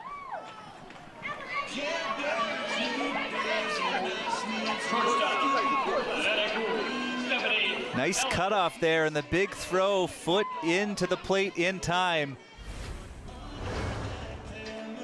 Are there any rules about blocking the plate at home in this one? You have to receive the ball and have it before you can get down, so you cannot block. So same as Major League level then? Yeah. Okay. And you can't, it's a must slide situation. That's the difference. You cannot barrel into the back catcher. It's a must slide situation. Or dive, but I never recommend kids diving, or anybody, quite frankly, diving into home. That's how you break your arm. Runner goes again and gets her in time this time. Another nice throw by the catcher. We've seen a really good arm from her so far. And it works off there for her team as she's able to get the runner at second base. A run does score in that inning, though. Lindsay Wilcox, after getting on base with that single to left field, she comes around to score. Now, I was asking you about the aggressiveness there on the stolen base. Would you do the same thing there? You're up 7 runs right now. You're risking maybe getting it out in that case. Yeah, I think you got to be aggressive until you get to that 10 run. I think it's fair game at that point. They're trying, like pitch count we talk about all the time, it matters. So if you can push 10 across and finish it in 5, then you're for sure going to want to do that. And I think all coaches kind of know that that's fair game. We'll give you the answer to the trivia question now. Thank you very much. I knew I had it here somewhere. The answer for the trivia question. The question was, this Major League owner was responsible for creating the All-American Girls Professional Baseball League. Who is he? Philip K. Wrigley. Philip K. Wrigley. Of course, he was part of the family who created Wrigley's Chewing Gum at the turn of the 20th century. And he also owned the Chicago Cubs, and Wrigley Field is named after him. So if you're a big Cubbies fan, which a lot of people were after recent Cubs success, then of course you should know that name. The All-American Girls Professional Baseball League was created in 1943. The Rockford Peaches won 5 league championships during their league's tenure. Notable Canadian facts: Ollie Little of Poplar Point, Manitoba, threw the first no-hitter in that league history. How about that? The Rockford Peaches. You're talking about games, and there she is, Ollie Little, a pitcher in that league. Those would have been pretty exciting times playing in a professional league like that back then. Yeah, that's been had been a dream of mine for a long time. I would love to see not just baseball, like women's sport get to that point. There's obviously more and more movement happening in that direction. I think it needs to be quicker, but I'm glad it's moving in the right direction. You know, tennis, golf opportunities there, but it's nice to see some team opportunities, and the WNBA does fantastic things. The NBA is a great supporter of them, which is nice to see. Soccer, there's an opportunity, especially with the World Cup, success of the World Cup. And I mean, the league is in the U.S., so the U.S. winning it certainly helped, and they've been getting excellent crowds out at the end of that, so hopefully they can build off that. And then hockey, we'll see what happens with the hockey league. That ball skips underneath the third baseman's glove. We'll see if they score that one an error. You make the call here. Just not able to get down on that ball in time, and they do score that one E5. Yeah, I would. I mean, because if she comes up with that clean, I know it's not an easy play, but it's still a play that could have made. If she comes up with that, she's got time to get her at first base. I think if she had wheels down the line and there was no play, then maybe not. But to me, that's a play that you got to make. Yeah. Yeah. That is Koenig Schofer at first base. She struck out swinging her first time up. Pretty good lead right now. Elizabeth Gayville batting second in this inning. She got on with a walk in the second inning. One of only, I believe, 4 base runners that have been allowed by Team Ontario in this game so far. The walk to McCauley, hit by pitch to Fulton, the walk to Gayville, and then the error when Tessa Hood got on base in the third inning. And she's had a great game behind the plate. Another walk here. So the error by the third baseman, a walk to Elizabeth Gayville, the number 8 hitter on their team. And that'll bring Allie Stymus to the plate. Sometimes catchers, or young catchers, they kind of lose sight of the situation or what's happening. So Emma Carr throws the ball hard. She's getting stronger as the game's going on. And with an 8 batter up to bat, she called a couple breaking pitches. To me, until a batter, especially in the bottom part of the order, and that's no disrespect to people who hit in the bottom part of the order, but you're typically there because you're not necessarily, your average is not as high, or you're not a power hitter or whatnot. So if you have an 8-0 lead, I know there's a runner on first, but until they can show that they can hit your pitcher's fastball and he can hit it hard, I'm gonna live off that, because then my pitcher gets in a groove, hitting spots, and now, like, I mean, obviously runs might matter if it turns into a tiebreak, but again, we're throwing breaking pitches to a 9 batter who hasn't shown that she can hit her fastball or hit it hard. So to me, if I'm a coach, I'm going to talk to my catcher a little bit about that, and a more experienced pitcher like Emma Carr is a fantastic pitcher, great athlete. But a more experienced pitcher will likely shake and say, I'm just coming with heat until she can show she can hit it. How often would you see the managers, head coaches get involved in the calling of the balls and strikes, the pitches rather, at the plate, giving signs to the catcher to tell them what to be calling? Like we saw, Mike Schmidt did that. Mike Schmidt.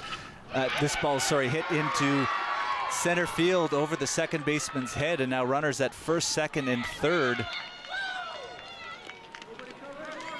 for Team Nova Scotia, and some trouble brewing here for Team Ontario.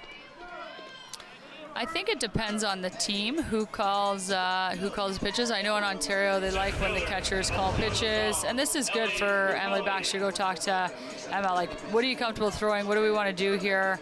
I mean, we haven't been in a jam yet in the game, so what do you want to attack her with? And so I think that communication's good. I think that chat's good.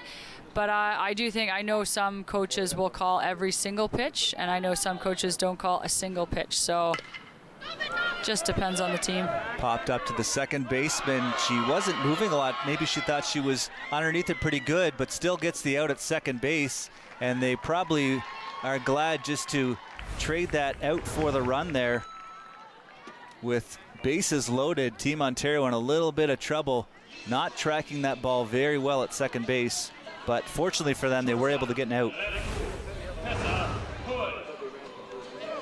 Mike Scotia was the coach I was thinking of, for the Los Angeles Angels, and being involved quite often with the catcher. I mean, very smart baseball manager. But again, I've seen a lot of Little League coaches at this level as well, and they'll call the entire game from behind the plate. And you'll see it's great because you're, you're in charge of the game a little bit more, but I just wonder how much you're teaching the catcher then at that point. I mean, it depends on the situation. So I think at the bantam level and below, I understand why they call it, and you really hope that your catcher is paying attention to what you're calling in certain situations, right? Like if it's just simply relaying a sign to your pitcher, then I don't think they're learning a lot. But they could learn a lot if in certain situations they're realizing, okay, manager's always calling this pitch, or typically calling this pitch as like an 0-2 count, or we're going to come, and it's no secret oftentimes you're trying to change the speed of the ball, and you're also trying to change like where it is in the strike zone, right? High, outside, inside, whatever. So, it's high and inside is often followed by, like high and inside hard is often followed by low and away soft, right? And so that's not a secret, except if you are new to the game or if you're new to the sport and you're not realizing that those things are happening, then you're not learning. But if you pay attention to those things and the coach is communicating that, then I think they are learning, and then they're given the skill of being able to call it a little bit later on. Another walk here for Team Nova Scotia. That was Tessa Hood getting to first base. The bases loaded once again. 1 run has scored in this inning, and Team Ontario up 8-1 at this point. Now, how about this? We saw Emma Carr, we said anyways, getting stronger through this game and dominating Team Nova Scotia, but Team Nova Scotia finally getting on the board here in the 5th inning. Emma Carr is thrown. She threw 47 pitches coming into this inning. She's probably up around I don't even know now, but over, I'm going to say about 55, maybe close to 60 yeah. pitches right now. I'll try to get that number for you right away. And it is interesting, like, early on, we said that typically she's a relief pitcher, right? So we're in the 5th inning now. So usually she wouldn't go 5 innings. That's a long game for a relief pitcher. I mean, I had said earlier I probably would have taken her out at 45. She had 2 outs in the 4th inning, I think, at 45. Yeah. I would have removed her at that point and gone with somebody else. Great play as that one's fired home, and great job by the catcher there too. This ball hit to the pitcher. Emma Carr gets it, throws home, gets the out, and then how about that catcher behind the plate? Gets up quick and gets her own lane. The runner was in the way, gets her own lane, makes the throw to first base. Double play, the second double play we've seen in this game, and Katie Hagan both times hitting into that double play. Team Ontario still ahead in this one, 8-1.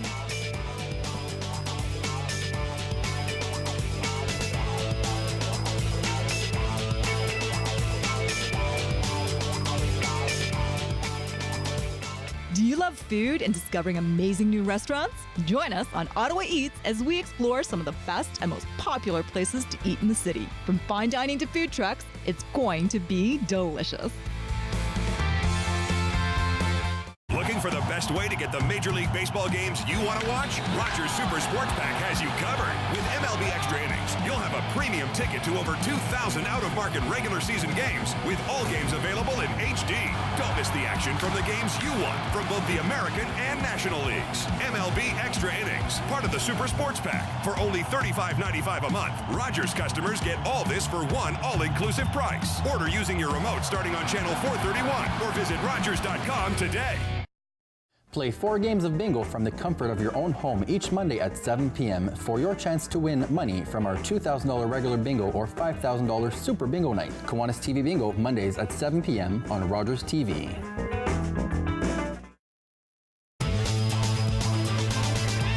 Again, Katie Hagan hitting into her second double play in a row. That is rough. Katie Hagan, not a good day for her so far. A heck of a player, but just things have not turned her way. She's hit into 2 double plays in a row. That one was hit to the pitcher. Pitcher picks it up. Emma Carr fires home, and then the catcher for Team Ontario behind the plate, Emily Baxter, gets up, steps in front of the plate, and makes a great throw to first base to retire Katie Hagan. And Team Ontario still ahead 8-1 in this game. The pitch count right now for Emma Carr, 63 pitches.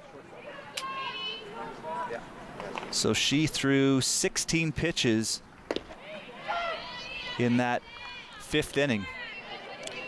So we were just talking actually in between innings about why they might have left Emma Carr in the game. So I had said I might take her out.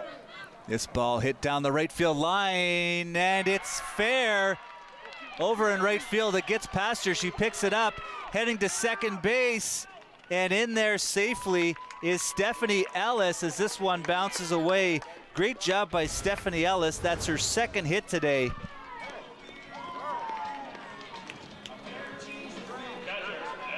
A couple of the Ontario hits have had eyes down that right field line, kind of breaking balls that they just were able to stay back long enough on and kind of dropped nicely for them into right field, unfortunately for Nova Scotia, landing in fair territory.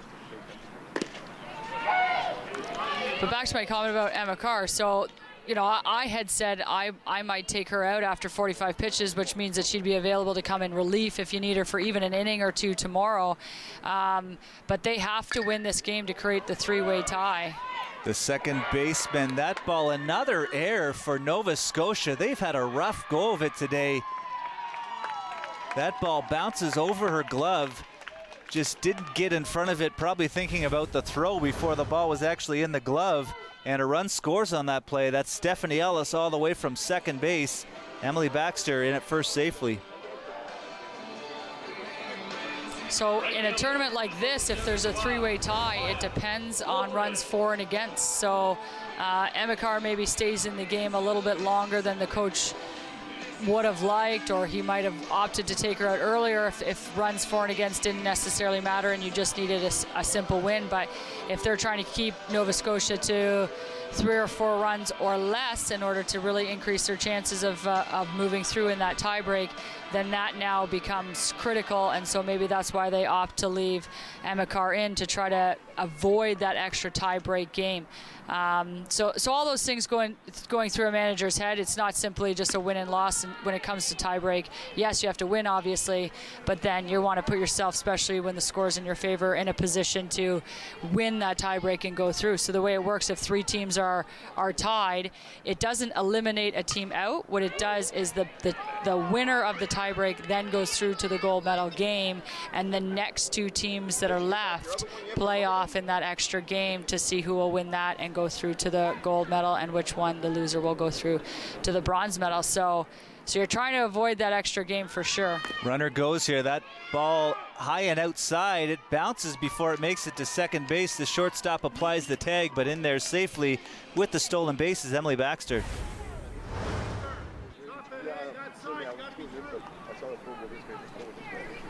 Now put yourself in Team Nova Scotia's shoes here as the manager. You're down in this game big, 8 runs right now, as that one's hit to the third baseman, picks it up, doesn't even look at the runner though, fires it onto first to get the out. That's a big throw over there at third base. She does it in time. And putting herself in the shoes of the Nova Scotia manager and Katie Hagen, who is your best pitcher, you have action in the bullpen, and they're probably pretty warm at this point. That's number 6 again. She's been warming up for quite a while. Do you keep her in this game on the mound? Is she your best chance right now? She's thrown 102 pitches. I mean, what's the limit anyway? She's got to be right at what's the limit for pitches in this game? She's got to be really close to what the pitches would be where she can't throw anymore anyways. 115 is the absolute max. So she can throw 13 more pitches. So you're going to leave her anyways then? Is she your best option right now at a win? Or bringing in somebody else that's going to stop this bleeding? I mean, we know how good she is, but she's had a tough go of it today. I mean, at this point, they might try to let her get through this inning and hope that, because right now, if Ontario scores 2 more runs, Nova Scotia's in jeopardy of not even making it to the 7th inning. So I think they'll try to let her get her to her 115 or get out of this inning if she can in less than 115. And then obviously a lot of pitchers like to come in at the fresh inning or no runners on or something. That's an ideal situation. So who knows, maybe the pitcher warming up is in that situation. Great job by the shortstop, and fires back to third base for the out. Another double play. How about that? I don't know if you did say earlier in this game, we don't see double plays very often. We've seen 3 in this game now. Great job by the shortstop to jump up, watch her climb the ladder, make this great grab, and then heads up, fire onto third base. If you're that runner there, you absolutely have to wait until you know that ball has gotten past the infielder, but doesn't do it there and stops the bleeding. Only 1 run scores in that inning for Team Ontario. Runner at third base with only 1 out there, and the double play to end it for Team Ontario. Now, my next question then would have been, again, Team Nova Scotia, how much are you thinking about this then instead? You have Team Ontario who is winning this game pretty handily right now. It's going to be tough to battle back into this game. Do you maybe want to keep her in this game because you don't want some other pitchers to throw so that you're holding them for another game later on? Yeah, that's true, actually. That's something to consider. So I was thinking simply about Katie and how she could potentially help. But you're right. If she can get to 115 and she's still throwing strikes and still getting outs, then sometimes even at the 10 pitches or something like that. But either way, whoever comes in likely won't throw more than 45 unless they get into a lot of trouble. We're already in the bottom of the sixth, so she'd be throwing 1 inning. So you're hoping that if she's throwing 45 pitches in 1 inning, you're probably pulling her before that anyway. So I don't think that's a huge factor. I think that they thought Katie's our best option until 115 pitches and should try to get outs. And I mean, she was able to manufacture that double play somehow. We always teach base runners, freeze on a line, tag on a fly. Sometimes that's easier said than done if you think, oh, that's going to drop in or whatever. But you're trying to teach people freeze on a line, tag on a fly, freeze on the line, because if it drops in, you're scoring anyways. Like there's nobody who's going to throw you out. But sometimes your momentum just gets going forward, and I think it happened unfortunately there for Emily Baxter at third base. But fortunately for Nova Scotia, so they still have 2 chances here to try to do some damage. We saw a game earlier in the day where Manitoba put 9 on the board in an inning, so Nova Scotia is going to hope for something like that. And I don't have that box score in front of me, but scored 9 in the inning off 2 hits. Yes. There was so many hit by pitches and walks in that inning. I don't think Emma Carr is going to do something like that at this point in this game. She's thrown 63 pitches. She looks pretty good. She had trouble in the 5th inning. But right now, I mean, you talked about her being a reliever. She usually doesn't throw this many pitches then in general in the season. No, she wouldn't regularly be throwing this many. Typically, she wouldn't be throwing more than 45, to be honest. Even if we're throwing bullpens, she wouldn't be throwing more than that. I certainly has the arm strength to do so, but just typically doesn't because of the fact that she's a relief pitcher. Pops this one up down the left side of the field. That one bounces into the dugout. Is there fatigue potentially setting in then right now for the pitcher? I mean, I think there always is, especially late in the game. Even just mental fatigue in order to try to stay focused. You have a 9-1 lead. They probably know the magic number down there. Defensive, it's like runs for and against, divided by defensive innings, etc. Right? So the manager is going to know, Joe's going to know the magic number for them down there. So that's and it buzzes through your dugout. Everybody's going to know what it is. So being able to stay focused is hard sometimes. Hits that one on a line into left field through the third baseman and shortstop. Great job hitting by Michaela Addington. She grounded out to the shortstop her last time up, but turned on that one. Lead off the inning with a single.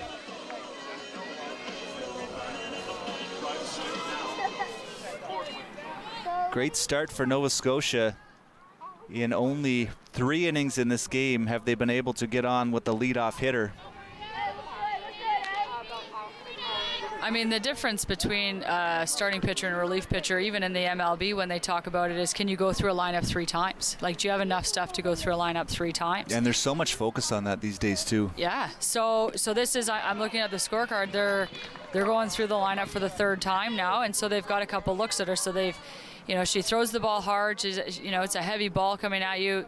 We talked about that earlier, but if you've seen it now 8, 9, 10 times because you've had 3 at-bats, it's just a little bit easier to time up. That ball hit into right center field. Center fielder running over quick to her left to pick it up. Bobbles a little bit at her feet, fires it in. Runners at first and third here. Michaela Addington making it all the way to third base, and Maria Roy gets on with a single to right. And Justin Verlander, one of the best pitchers in baseball. You talk about that pitcher getting through 3 times through the order, and whether you want that to happen or whether you're going to stop it so they don't see him a 4th time or whatever might happen. It's interesting in playoff time how much Houston leaned on their bullpen as opposed to relying on a guy like Verlander, who's been a dominant workhorse through the whole season. And it just goes to show you how much, those analytics, how important that is for managers these days. Yeah, like I think the biggest one that comes to mind, and I know it was a few years ago that they won now and their season isn't going really well this year, but Kansas City.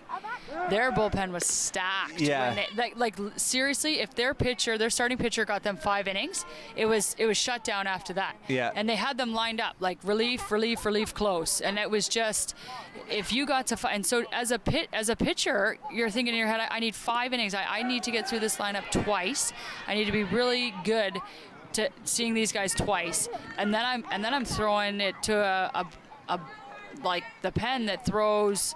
Every one of them throws 95 plus. They were throwing gas out of there, and it was, and they played a ton of small ball. They did things a lot different when they won that year, and a lot of teams tried to copy that afterwards. But yeah, it's interesting, right? They had success with that, and then so many. You have the Yankees now that have got Chapman. The Cubs picked him up for their run, and then just gave him back to him. Basically, they were like, "We're going to need this guy because everybody here's Gleyber did that." Torres. Thank you. Yeah. So everybody's kind of following the same philosophy now because they know it worked. Oh, nice shovel onto the shortstop, and yet another double play.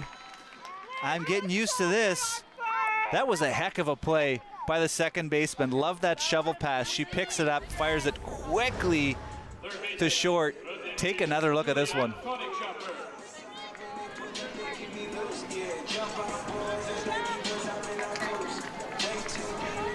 A heck of a turn there. Great job by Team Ontario. A runner scores on the play, though, but still a fairly commanding lead. But like we said, whatever that magic number is, Ontario will know it. So they're going to try to let as few defensive runs in as possible. And on the other hand, Nova Scotia is trying to put as many on the board to help their chances, whatever they are.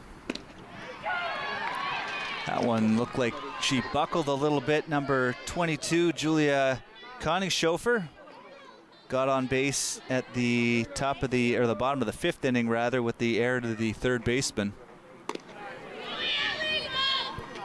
Leans back on that pitch. 2 balls and 2 strikes the count.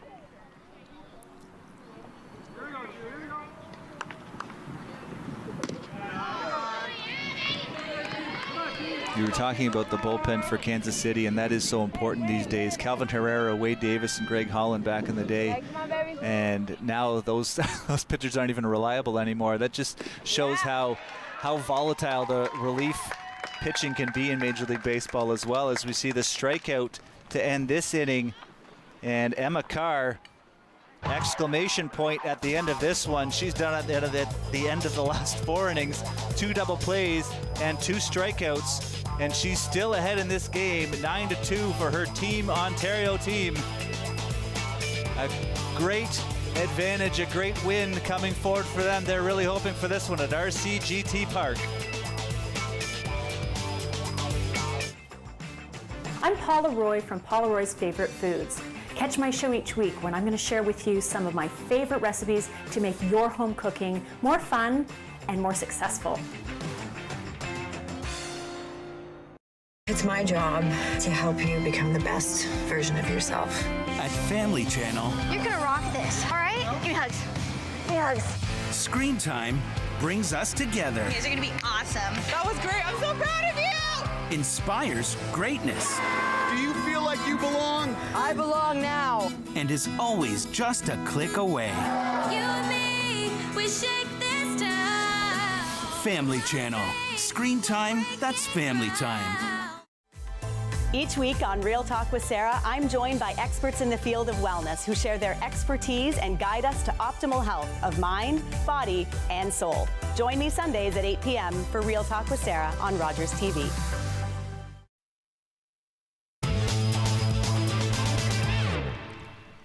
Welcome back. A great last inning for Team Ontario. They did allow a run to score. Addington, they've allowed a run to score now in the 5th and the 6th inning, but after having the first 2 runners on base, they got Claudia Fulton to hit into a double play, 4-6-3, and then Julia Koningshofer strikes out to end that inning.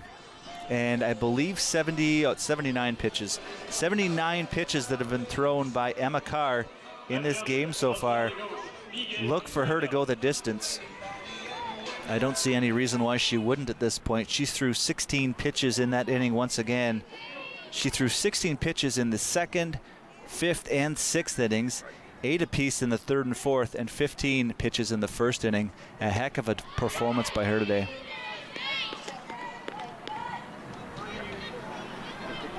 And other than maybe someone like Lindsay Wilcox or Stephanie Ellis has scored a couple of runs.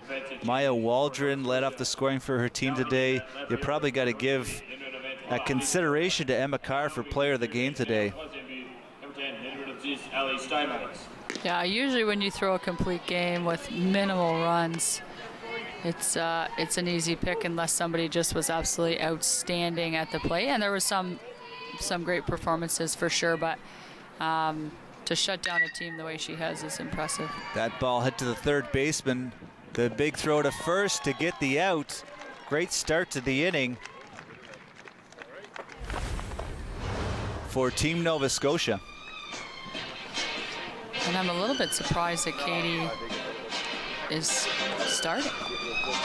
Are they just going to go to 115? And like I was almost positive that she couldn't throw more than 115 pitches. She would be at about 110 right now, and it's not a hard number, right? She's allowed to, if she starts 115 on a batter, she's allowed to finish with that batter, even if it gets up to 120 pitches or whatever. What's the? I mean, the rule. I believe that's the rule. The rule when you're. Sorry, we'll look. Nice job at 3rd base there. Nice soft hands to pick up that ball, and another out at 3rd base. Second baseman, there's Amy Caitlin Kamatsugu. And that's a new 3rd baseman for us too. It was Connick Schofer at 3rd base before. But that's not her right there. We'll see what number is on her back. Ouch, that one creeps in on Caitlin Tamatsugu. Another hit batter here. And a very important base runner for Team Ontario if they want to finish this game early. See that one get her just on the elbow.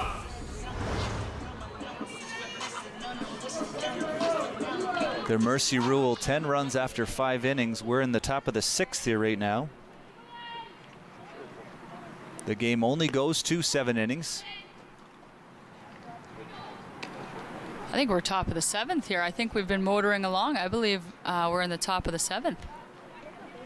It's quite possible. My score sheet is a bit of a mess. If I'm looking at the scoreboard out there, I think that there's, if my eyes are not deceiving me, I think we're in top of 7.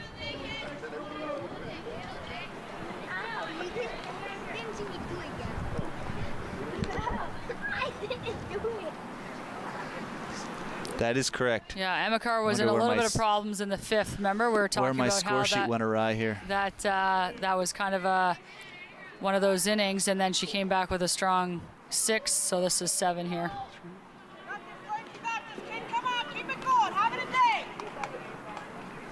Lindsay's looking to get on base for a 5th time. She a couple singles, base on balls. Was on base from an E5, so she's put the ball in play a lot today, and that's nice to see. She's a good hitter, great kid, works really hard, and there it is, 5th time on base in a day. That is tough to do. Doesn't matter how you do it, that is tough to do. Twice with the walk, once with the air, and 2 singles to left field.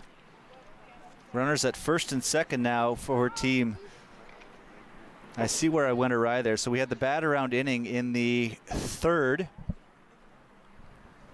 That was a big inning for Team Ontario. They were able to score 1, 2, 3, 4, 5, 6 runs in that inning to take a commanding lead at that point. Looks like she's maybe handing over the ball, and she does. And that'll be the end of the day for Katie Hagan. A tough loss for her. She'll be pretty disappointed, but she shouldn't be. This Team Ontario lineup is a pretty strong one, and they absolutely mashed today. So hold your head high, Katie.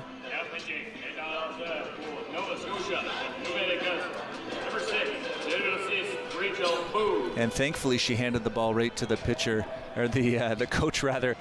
I don't know if you saw it. The Trevor Bauer It looked like Trevor saw Terry Francona coming out. I don't think he threw it because he was upset about that, but he was upset about the way he was pitching in that game. Fired it about 375 feet over the center field fence. I had never seen that before. Apparently it's happened before. I'd never seen it before. But then I would just let that go. But yesterday, I think it was yesterday's game, and I'm trying to think who the pitcher was now, but the game was over. Minnesota Twins, I forget who it was. Anyway, same thing. Game was over, and he was excited. Made a play at first base, game's over, and fired the ball about 400 feet over the fence into the outfield as well. I hope this does not become a new thing in baseball where we're firing balls over the fence. Well, I think if they start firing the ball into the stands like that, then they're going to see some fines or something. Yeah, they should. That's how people get hurt. But he turned around and fired it over the center field fence. No one's sitting there because it's like the hitter's line of sight that's kind of blacked out there. But so you would distinguish that's a difference? You would say no fine for that one? No. But you'll see a fine for sure if they start firing it when there's stands, right? Or sort of fans in the stands. I think it's just totally disrespectful to the game. Like, I think that's fine worthy anyways.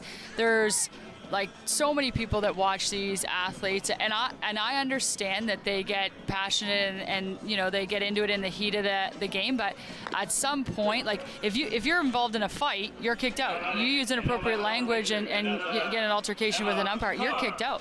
And it often comes with either game suspension, which results in a fine because you're not playing, or just a straight up fine and no game suspended. So I honestly don't see how that is much different. And I'm a fiery player. Like I would, you know, people often use the words passionate, and sometimes it was like maybe not the best kind of passion, but I don't think that is appropriate behavior. And Francona would agree. He was not pleased, and he didn't even hide his displeasure on the mound. If you could read lips, I won't repeat it on air, but he was not impressed with that at all. And he's known as a player's manager, so that's even worse, right? Like he goes out there and he battles for his guys all the time and stands up for them and kind of is in their corner regularly, and then the ball is just yard sailed to center field. That's completely inappropriate, disrespectful to the manager, his teammates. That you could see the replay, like Lindor looked back, had no idea what was going on, and you know that stuff like that can't happen. Kids see that, they think it's okay. It's not okay.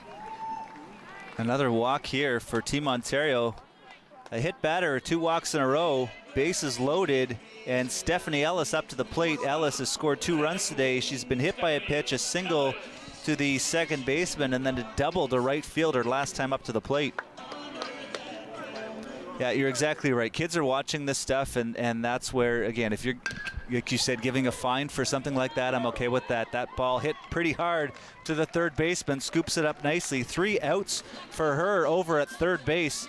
A great job in that inning by, it wasn't Julia Konigshofer, she'd been replaced. We'll try to figure out who that was. Number 15, maybe? Number 10. Number 10 for Team Nova Scotia. I don't have a 10 for. No, but she is wearing number 10. Okay. I know 100%. I looked earlier, and I didn't bring it up because she wasn't there. I was trying to do process of elimination for who's already in the game. That's too bad. Well, before the game, too, we have the player lineups, and for most of the teams, I think we have numbers for, I would say, all the players on all the other teams. But for Nova Scotia, there is maybe 5 or 6 players, 1, 2, 3, 4, 5 players that we don't have the numbers for. And I thought of asking them before the game what numbers those people have, and I didn't. So, yeah, we have no idea. Sorry about that. I'm sure you're sitting at home, whoever's mom that is right now, yelling at the TV, telling us who it is. So, hey, if you want to, you can email Mike James. Again, I'm not going to give you his email address, but email Mike James, the producer. Let him know. Let him know. Feel free. Actually, email Ashley Stevenson. Send her a tweet. Tweet Ashley. Are you on I'm on the Twitter at all? There you go. I'm on social media. If you could tweet Ashley Stevenson right now, please, and let her know, please, who that third baseman is. We want to give her a shout out.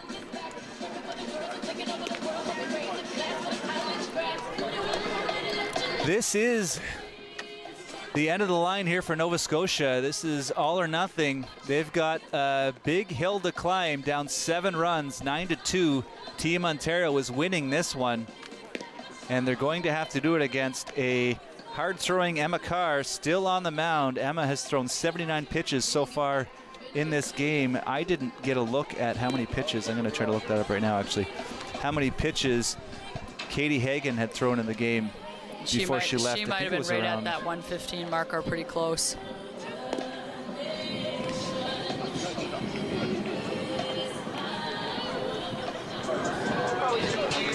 Katie Hagen, yeah, so she threw 119. So like I said, it's not a hard number when you leave the game, but once you're at that 115, then you're allowed to finish that batter, and then you're out after that. So there was no chance of her going any farther anyway. So good for her throwing 119 pitches.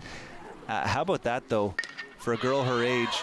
This one popped up to the first baseman, and a great start for Team Ontario. One up, one down. Elizabeth Gavel, she's been on base twice, 2 walks, but flies out to the first baseman to lead off the bottom of the 7th inning.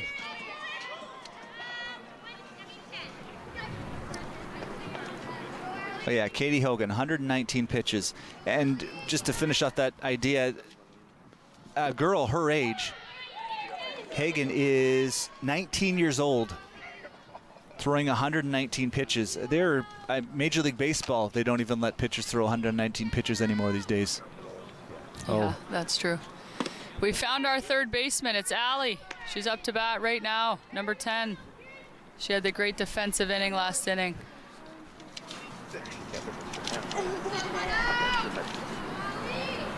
That's Allie Stymist? Yeah. Okay. That ball is fouled back out of play. Oh.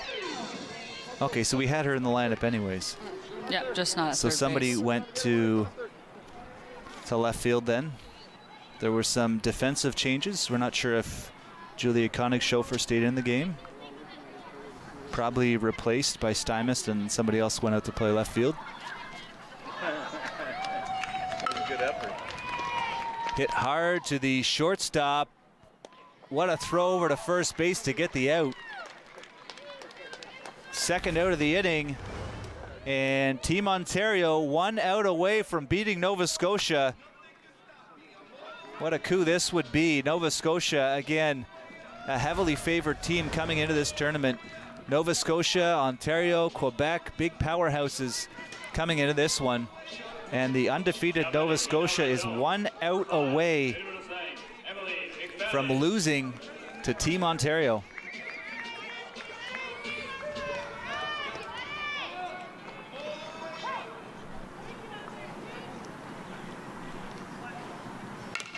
Swings on the first pitch, fouls it back.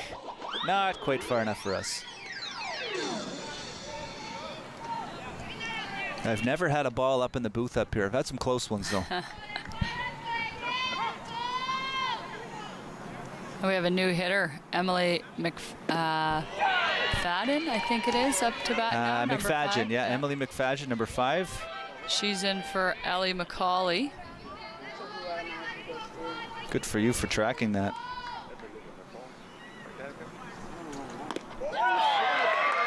Swings and misses on that one. And another exclamation point for Emma Carr. Her team is so excited greeting her as she comes off the field. What an amazing performance from her today. She will not be available, obviously, to pitch. She threw 80-plus pitches in this game, but she pitched her heart out for this team, and she gave them such a great shot, keeping all the other arms on her team well rested for a big game tomorrow. Player of the games for this one. What are your thoughts? I mean, I think you have to go with Emma Carr. You throw a complete game. You know, only gave up 2 runs. I think 3 hits. So there's no. I would be shocked if it was anybody but her. And on the other side, I'm not sure who had a couple. I mean, I know Katie threw a lot of pitches, but I'm not sure. Gavel was on base twice. Tessa Hood was on base twice. Michaela Addington, that's fair. She scored the only run in the game. She got on with a single to left field. Yeah, could be any of the above at this point. I'm not sure. So here are the updated tournament standings. What do you think about this so far? Team Nova Scotia was undefeated. I'm not sure how updated they are because now not quite updated. Nova Scotia now has a loss. So there's that three-way tie we were talking about. So Quebec, Ontario, and Nova Scotia. So somebody's going to have to do a little bit of math this afternoon, and then one team will be for sure moving on to gold, and the other two teams will be playing that playoff game to see who joins them. Be sure to tune in to our next broadcast. Right now we had it at 2 o'clock tomorrow for the gold medal game. That'll be a big one. Whoever plays in that game, it should be Team Ontario then, depending on how this tiebreaker goes. But Sunday, August 4th, 2 p.m. on Rogers TV, you'll be able to see two of the best teams in this tournament face off against each other. I'd like to thank all the volunteers that helped out in this production today. On behalf of Michael James, Kevin Tencare, our technical producer, and everybody else on the Rogers crew, Ashley Stevenson and myself would like to thank you for tuning in and enjoying this great matchup between Team Ontario and Team Nova Scotia.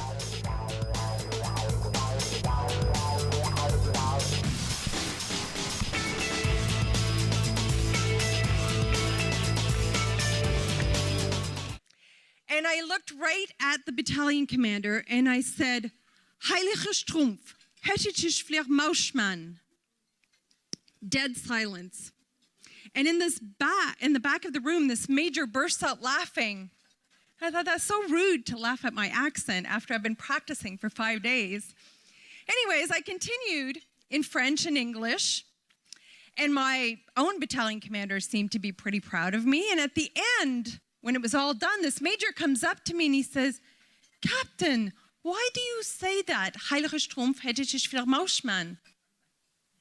And I said, well, because I said, good morning, welcome to our camp. He said, no, you say, holy shit, it's Batman. True story.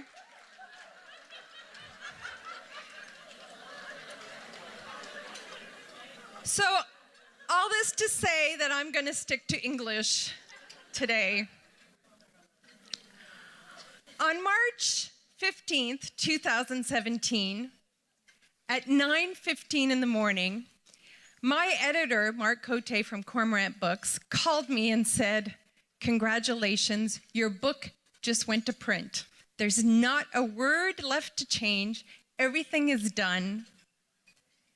It's gone to print, and you're launching in 3 weeks. And we have a movie deal on the table. I was so elated, so happy, so relieved. And at 10:15 of that same day, I was in the hospital, thinking that I had a complete mental breakdown. And the doctor said, it's just an anxiety attack. And I said, no, it isn't. I've never, ever had anxiety in all my life. You don't understand. I've been to war. I've commanded troops. I've lost soldiers. I've never, ever had anxiety. And he said, well, welcome to the world of anxiety. I spent the next 5 days, I actually got in my car, drove 17 hours to Charlotte, North Carolina, where my parents were for the winter. And I ended up 5 days curled up on their couch with no food, nothing to drink, thinking I was completely losing my mind. And then I began a journey. And I want to share that journey with you today because it's a very, very special journey. Before I began writing this book, I went to do a vipassana, 10 days of meditation. Anybody familiar with a vipassana? So it's 10 days of complete silence where you're not even allowed to make eye contact with anybody. You're not even allowed to read, check your emails, have anything electronic. By day 2, I was reading the back of my shampoo bottle because I needed stimulation. And at 9:30, it's for 10 days, at 9:30 or 8:30 at night, after you've meditated all day long, you get a lesson. And on day 2, that evening's lesson was about compassion and how when a driver cuts you off on the road, that you have to have compassion because you don't know that person's story. And maybe they never learned how to drive, or maybe they didn't have a parent that could teach them, or maybe they're going to visit a parent in the hospital, or you just don't know their story. And I'm thinking, yeah, you know what? If somebody cuts me off, I'm going to flip them the bird. And probably a few expletives. Well, by day 3 and 4, I thought, okay, I have to develop this compassion muscle because that's the tone I want in my book. And so there was this woman in the Vipassana who made a lot of noise. And I'm not very good at meditation. I had to work really hard at it. So this woman was making a lot of noise, and she would settle down in her position, and she had a little wood stool that would always fall down and make a big bang. And then just as I was starting in the meditation phase, she would go, and then cough. And I was so mad and